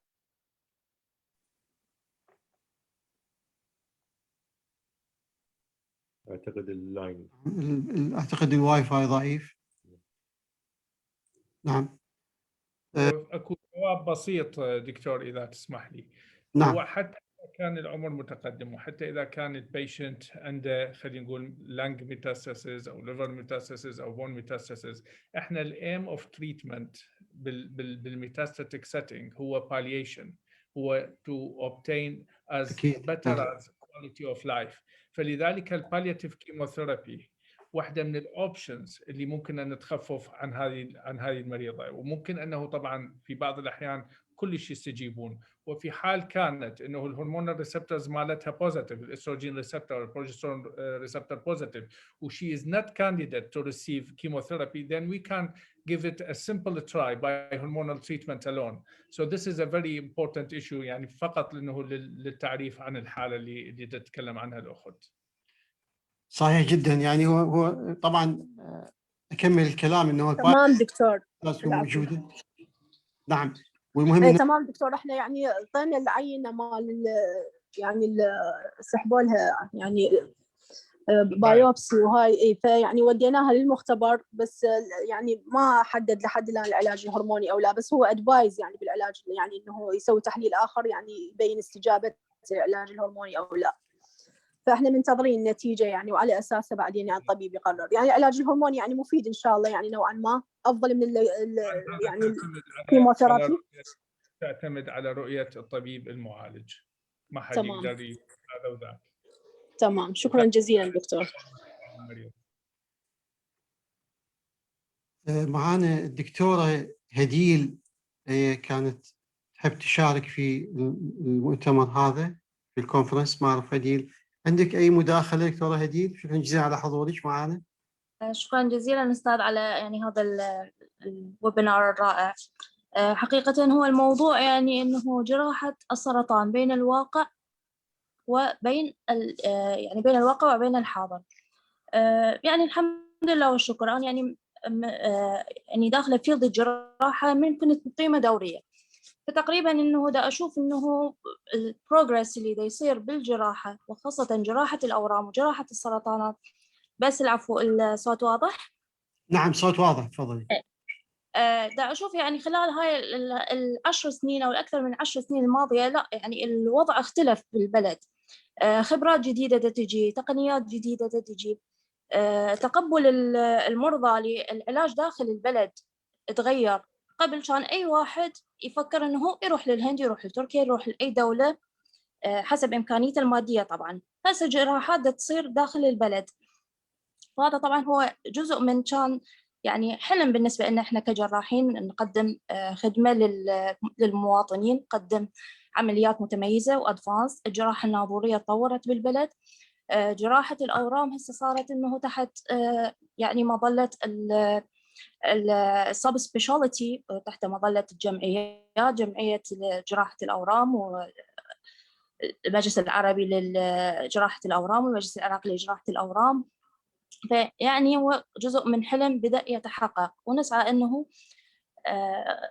بجهود الأساتذة والزملاء أنه نمشي بهذا الدرب إلى النهاية ونقدم أفضل خدمة للمواطنين. شكرا جزيلا دكتورة داخل الإيجابية. فعلا يعني من نسمع هاي الأخبار، يعني أخبار تثلج القلب. يعني أكو ناس تشتغل وتتعب في العراق، يعني مو كل شيء وسيل بهناك. وأنا فرحان جدا من أسمع أنه أكو جمعيتين الآن يعني للسرطان، واحدة سيرية وواحدة جراحية، ويعملون عمل وجهد كبير جدا لخدمة مرضاهم للحاضر والمستقبل أيضا. وسعداء جدا نسمع منكم هذه الأخبار الإيجابية. الطريق لا زال طويل يعني أكيد، لكن بداية موفقة وإن شاء الله تستمرون. وطبعا هي يعني ظروف البلد كلنا نعرف انه هاي الفترة يعني من بين فترة وفترة تصير ظروف صعبة، بين يعني امور الطائفية اللي كانت العمليات العسكرية اللي صارت، التفجيرات والمفخخات، يعني بين فترة وفترة كل ما يعني يصير إنه شلون يعني الوضع يستقر عندنا تصير فد شغلة خلينا نقول إنه تحد من طموحنا. بس هذا يعني هاي الأشياء كلها هي ما حدد من طموحنا ولا من طموح الأساتذة ولا من طموح زين. وإن شاء الله إحنا نكون عند حسن ظن الجميع. شكرا جزيلا. الأطباء يبقون هم ثروة البلد التي لا تعوض وصعب تعويضها، ويجب جميعا أن نعمل على رفع مستواهم المهني ومستواهم العلمي أيضا، ودعمهم وحمايتهم، توفير ما يحتاجونه لعملهم لتدريبهم. جمعية الطب العراقية الموحدة تشكركم الشكر الجزيل، وأود أن أخص بالشكر كل من الأستاذ الدكتور خالد رجب، الأستاذ الدكتور تحسين الربيعي، الأستاذ الدكتور عقيل شاكر، الأستاذ الدكتور زيد الشماع، الأستاذ الدكتور محمد السعيدي، الأستاذ الدكتور صالح العيساوي، والبروفيسور هري لمشاركتهم لنا، ولي يعني محاضرات بديعة جدا كانت. أعدكم أنه سنقوم بندوة حوارية مع الجمعيات التي شاركت في هذه الندوة اليوم لغرض الحديث والتباحث حول موضوع السرطانات في العراق، وكيفية التعاون من أجل وضع نظام أو وضع خطة مستقبلية للكشف المبكر للسرطانات. ممكن نبدي بسرطان الثدي أو نبدي بسرطان السيرفكس، ممكن نترك هذا لتلك الندوة للتداول فيها. نعلم أن رمضان على الأبواب، مثل ما يكون رمضان كريم، يمكن راح يصير شوية قلة في عمل الويبينارات مع الجمعية. مثل ما تعرفون الجمعية عملت حوالي لحد الآن وخلال سنة واحدة حوالي 42 أو 44 ويبينار من بداية الجائحة لحد الآن، وإن شاء الله نستمر في هذا الشيء، نقدم جهدنا. فإذا قدرنا نسوي شيء برمضان تعتمد على وقت الفطور في العراق وفي بريطانيا والدول الأوروبية الأخرى. إذا ما قدرنا إن شاء الله بعد رمضان نلتقي مرة أخرى. عندنا طلبات عديدة يطلبون أنه نسوي ندوة اجتماعية في العيد، إن شاء الله نسوي. احنا سوينا ندوتين سابقا، الندوة قبل أسبوعين آخر واحدة، فنسوي إن شاء الله ندوة على العيد والكل مدعوين تحضروها إن شاء الله. مرة أخرى أشكركم شكرا جزيلا الأساتذة والزملاء والزميلات جميع من شارك معنا. هذه المرة راح يكون شوية تأخير بإرسال الشهادات، ممكن يوم الثلاثاء، لكن أعتقد توصلكم إن شاء الله مضبوط أحسن من المرة السابقة. المهم تكتبون الإيميل مالكم بالصورة الصحيحة، لأن جاء عندي إيميلات عديدة فيها خطأ. شكرا جزيلا لكم، أتمنى الصحة والعافية. شكرا جزيلا دكتور رافد. للعراق العظيم التقدم والازدهار، وسعداء بوجودكم معنا. شكرا جزيلا. السلام عليكم. شكرا جزيلا. وعليكم السلام. وعليكم السلام. شكرا جزيلا دكتور رافد، شكرا للجميع. شكرا جزيلا، مشكورين. بارك الله فيكم. شكرا. شكرا جزيلا دكتورة خلود. شكرا.